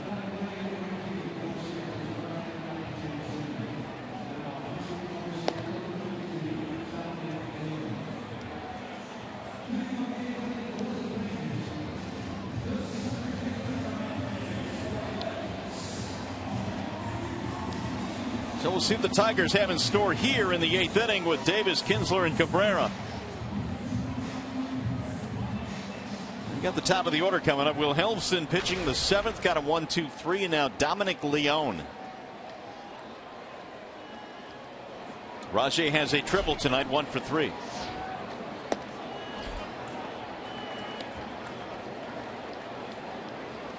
Six runs on 10 hits for Seattle, a run on 5 hits for Detroit.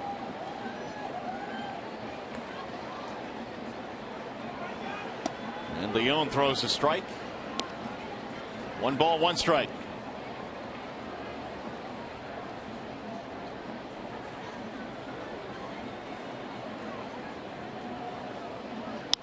Bouncing ball right to third. Nice easy hop for Seager. And Davis is out, 1 gone. And this may be the reason why Canó left this contest. Earlier in the game when Porcello was pitching, one of those two-seamers he hit right down off of his right foot. Then his last at-bat hit a ball back toward Mercedes, which trickled to Castellanos. And then he started to pull up once he got down toward first base. So Lloyd McClendon simply took his star second baseman out of the game.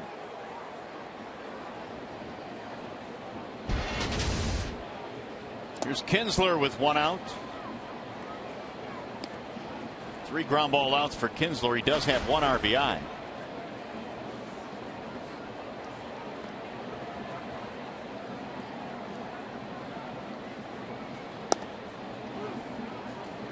One ball, 1 strike action in the Detroit bullpen. Lefty Ian Kroll is heating up. Another sellout here tonight at Comerica Park, but they have not had a whole lot to cheer about this evening. Yeah, it's been a pretty quiet night. Just 5 hits. 1-2 the count. The Tigers now getting their 20th sellout of the season.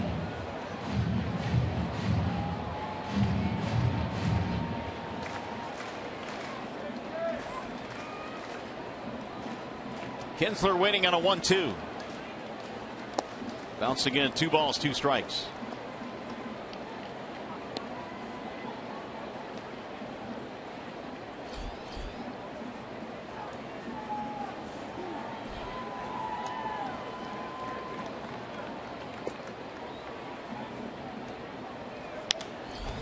Fly ball, right field. Jones coming in toward the line.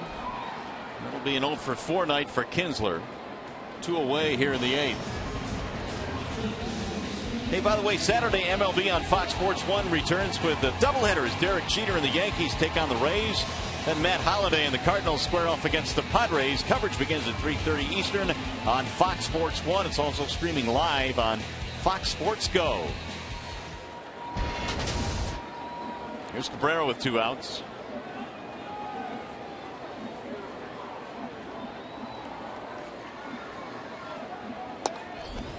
Missed the outside corner. 1-0.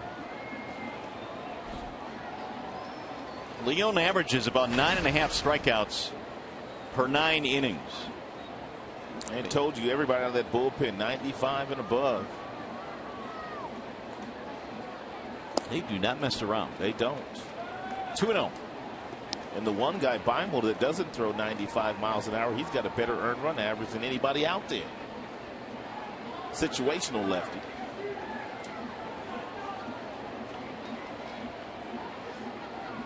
Two 2-0 on Miggy. Couple of doubles in this ball game tonight. Fouled away. 2-1. And Miggy upset with himself. He got that 94-mile-per-hour fastball that he was looking for and simply fouled it straight back.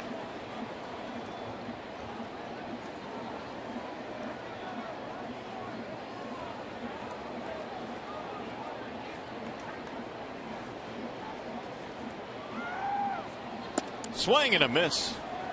Cabrera with a big hack, and the count goes 2-2. That cut fastball had a lot of late life on it. I mean, wow.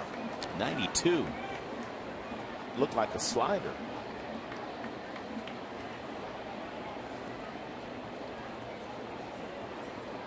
So Leon, like Wilhelmsen, trying to make quick work of the Tigers. Here's the 2-2. That'll get to the backstop. 3 balls and 2 strikes. Tigers tonight haven't had many chances to score, but they are 0 for 5 risk tonight. Nick must be talking about the movement. He seems impressed by it. Yeah, he was chopping it up pretty good there with the catcher, Zunino. Here's the 3-2. Just off the plate. Cabrera's going to get himself a walk. 2 out base on balls.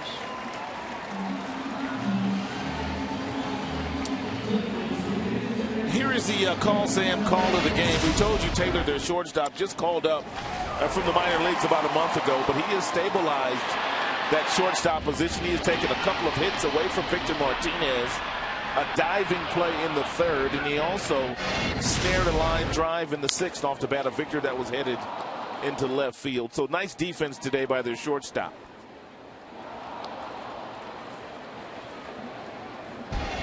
Busy indeed, really, from the get-go in this one for Chris Taylor. There's a wave and a miss by Martinez. Victor 0 for 3. And a .320 average. Yeah, you don't say. Yeah, Victor swing and miss very often. He makes more contact than any hitter in the major leagues. Leads the way with a strikeout every 13 plate appearances. That's the best ratio in the AL. 1 ball, 1 strike.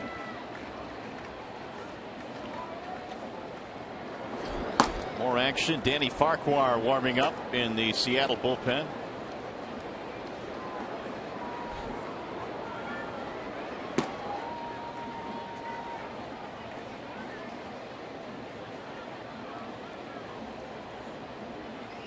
Swing and a miss again. That was a big rip there by Victor. Yeah, Victor looked like he's trying to hit the ball out of the ballpark. And even Victor, who does not swing and miss all that often, when you've got home run on your mind, and most of the time you're going to come up empty.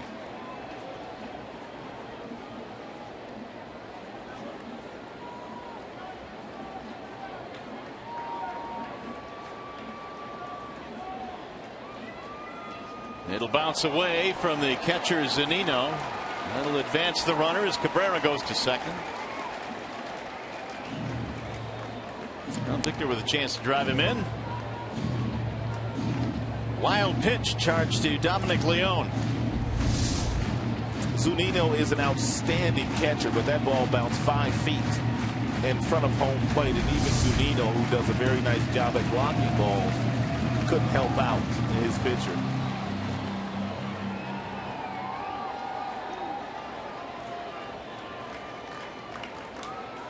They were playing to pull against Victor. Now they've kind of straightened up a little bit. Here's the 2-2. Whistled foul, back out of play.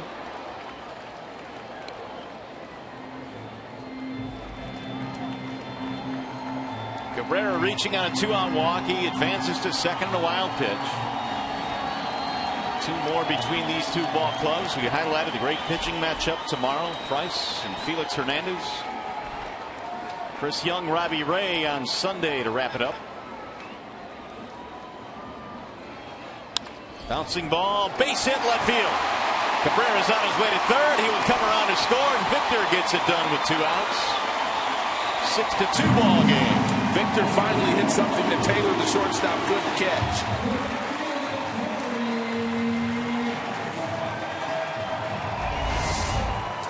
They had Victor shaded up the middle. It did Taylor, the shortstop, and Victor took that 2-seam fastball and simply hit it right past where the shortstop should have been standing.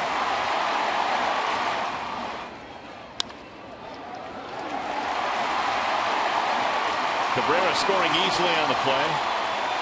Tigers get their 2nd run, and Victor has his 72nd RBI. Here is strike 1 on Torrey Hunter. 6-2 ball game now. That is the first Tigers run since the 3rd inning.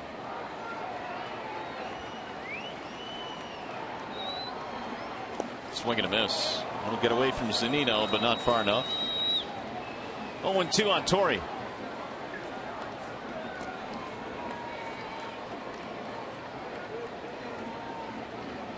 Bullpen trying to save this one for Paxton, who started.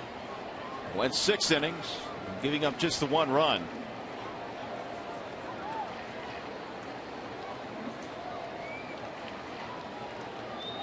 The 0-2. Fouled away. 0-2 the count stays.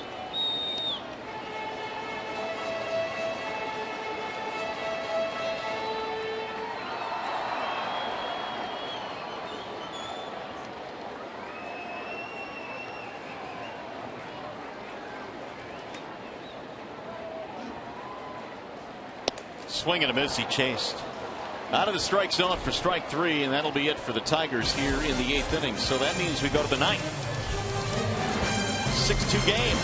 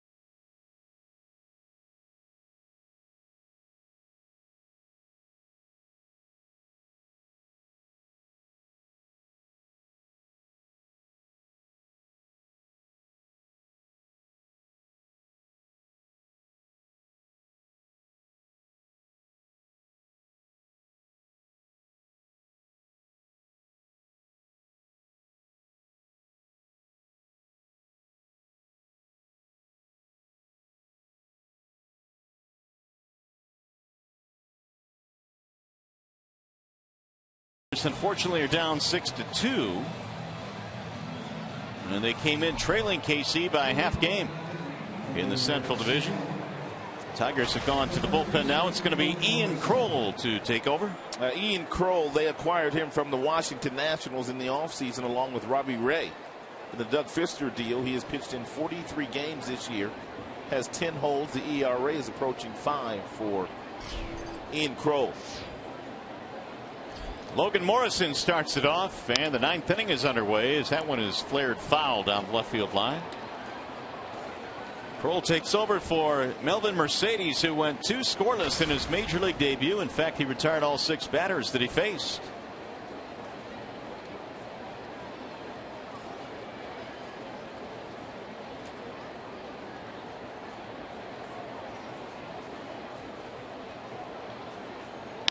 Bouncing ball to short. Suarez to his right. Backhanded play, throws high, but the tag is made. That's 11 straight Tigers pitching has retired. Problem is the Mariners did a lot of their damage from the 2nd through the 5th. They had a pretty good game plan today against Porcello. A lot of the left-handers simply took the ball right back up the middle. And Taylor, their number 9 hitter, he chipped in with the glove and the bat today. A couple of base hits and RBI.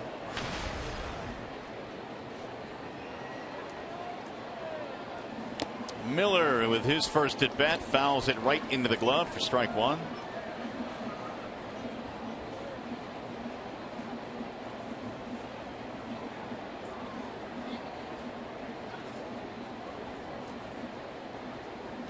Another swing and a miss, and the count is 0-2.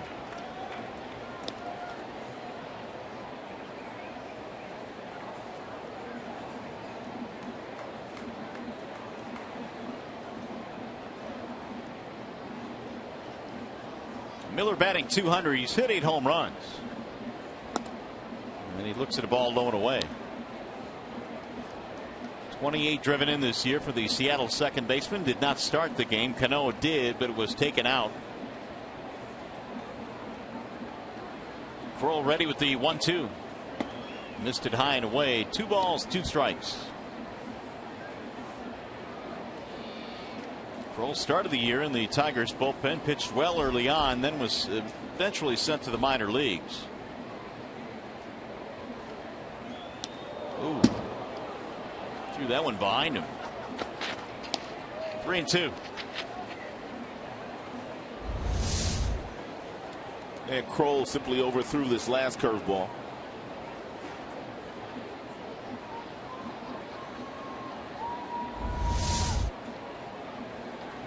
Here's the 3-2. Drilled down the right field line. That is going to be a fair ball. It'll go to the corner. Miller is on his way to second. And he's going to try it for 3. Kinsler's relayed at third base is not in time. A triple for Miller.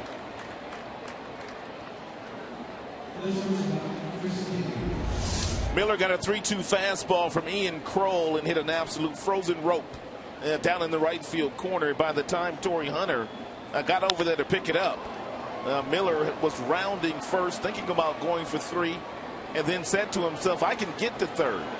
He's got pretty good speed. Just ahead of the tag of Castellanos. 11 hits now. The infield coming in as the Mariners try and make it a 5-run game again. Taylor takes strike 1.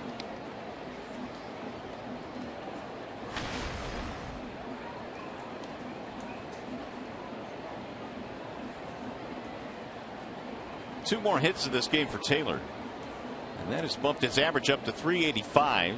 Hadn't been here long, since the end of July 24. Outside 1-1. He's putting up good numbers. AAA Tacoma was hitting .328, a little bit of power, 5 homers. He was just drafted 2 years ago in the 2012 draft.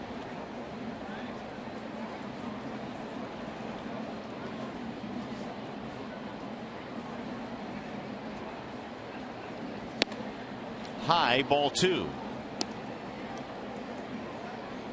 Kroll spent a brief time in Toledo, went 3 2/3 scoreless innings in his brief stint.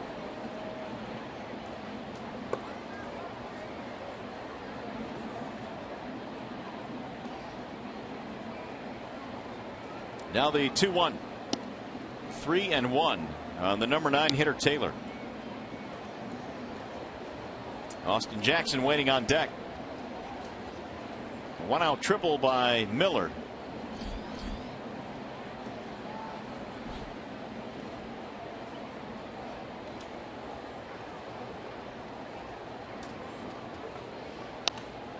He'll get back out of play. 3-2. Seattle trying to get a run in here from third with less than 2 outs in the 9th inning to make it even more difficult for the Tigers, who in the bottom of the 9th will have J.D. Martinez, then Castellanos and Holiday.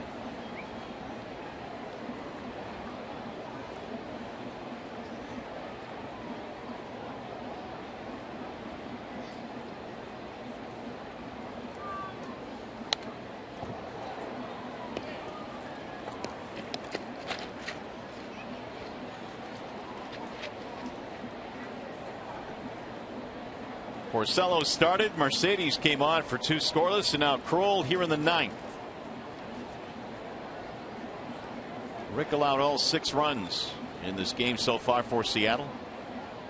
Again, the 3-2 popped back out of play as the number 9 hitter Taylor continues to battle.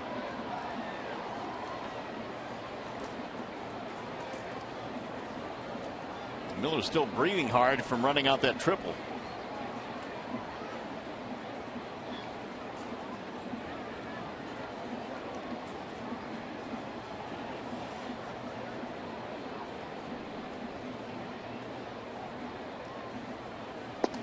He walked him. 1st and 3rd down with 1 out. With a preview of tonight's Tigers Live, let's check in with Shannon Hogan. Hey guys, we have a great Tigers Live coming up as soon as the game is over. We have Lindsey Hayes and Craig Monroe in the Coliseum studios. I'm going to head into the Tigers clubhouse to catch up with Rick Porcello and Brad Ausmus. It's all coming up as soon as the game is over right here on Fox Sports Detroit. Tigers Live. I'll send it back up to you. All right, Shannon, thanks. We look forward to the post-game reaction to this one. As Jackson stands in now with runners at 1st and 3rd.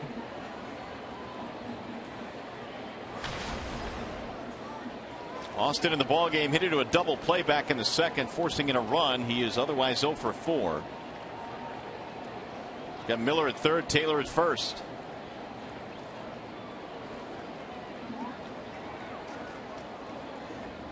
Jackson swings and misses 0-1.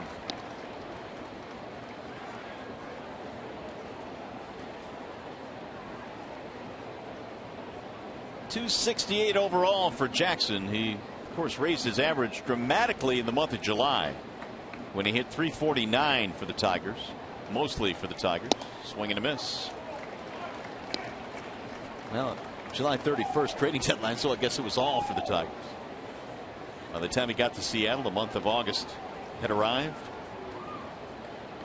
He's behind in the count. No balls, 2 strikes.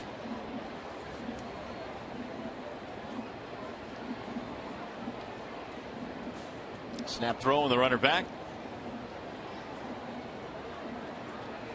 Jackson has 8 sacrifice flies already in this season, which trails only Miguel Cabrera.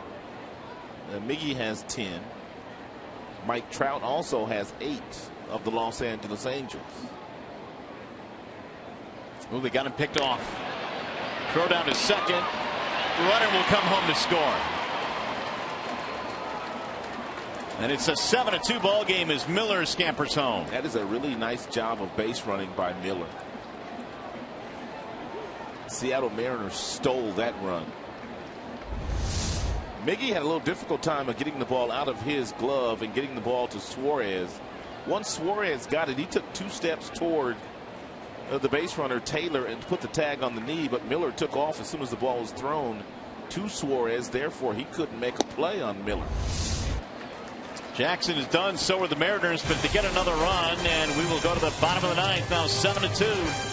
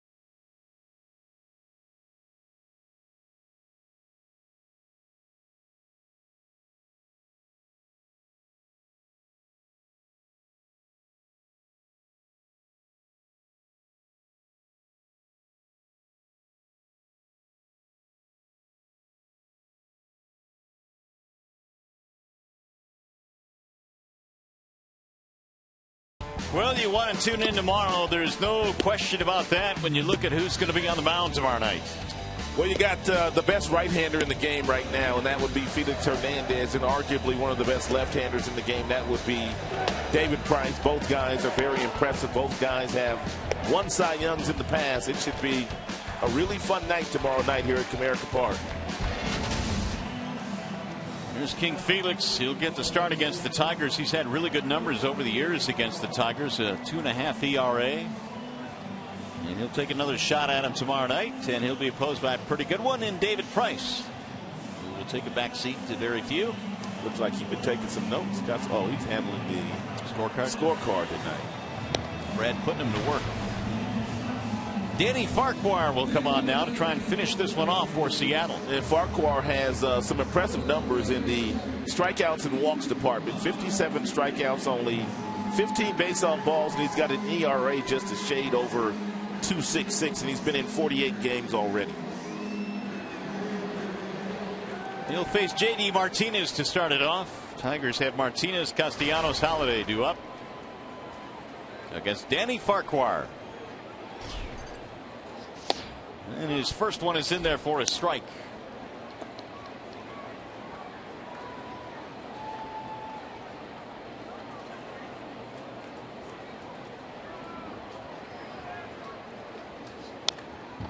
Fouled straight back 0-2. Farquhar last year saved 16 ball games out of the back end of the Seattle pen.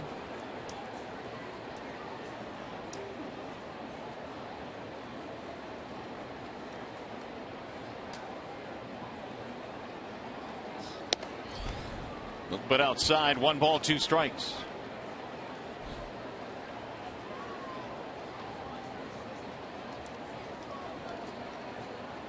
One for 3 tonight for J.D. Martinez, a single in his first at bat. Breaking ball bends low, 2-2 on Martinez. Tigers tonight have been out hit 11-6. They trail 7-2.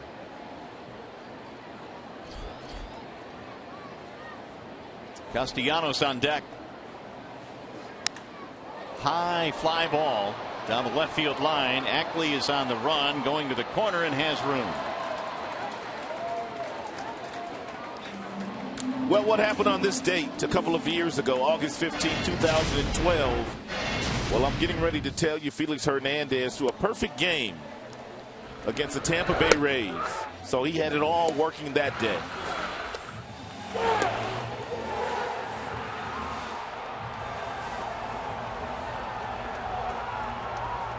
Here are the numbers on Hernandez. 12 strikeouts, didn't walk anybody. The first perfect game in the history of the Seattle Mariners.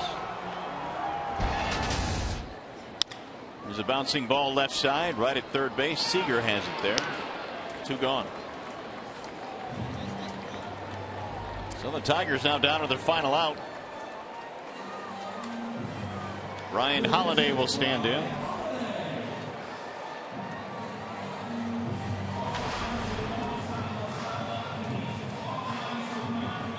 For 3 tonight for Holiday.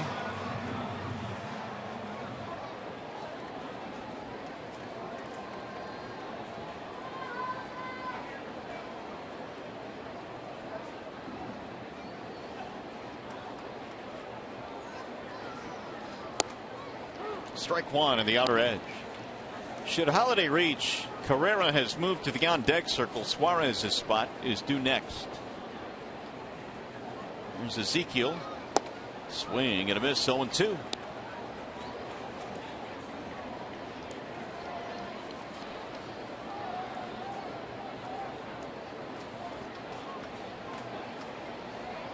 So Farquhar now 1 strike away from ending this ball game. And there it is. He struck him out swinging. A 1-2-3 inning for Danny Farquhar. And Seattle comes into Comerica and wins game 1 in this 3-game weekend series, 7-2. Well, the Tigers, if the season were to end today, they would fall out of the playoffs momentarily. The Seattle Mariners now a half a game better than them for that second wild card. So Lloyd McClendon returns to the Motor City with a 7-2 win. We'll be back.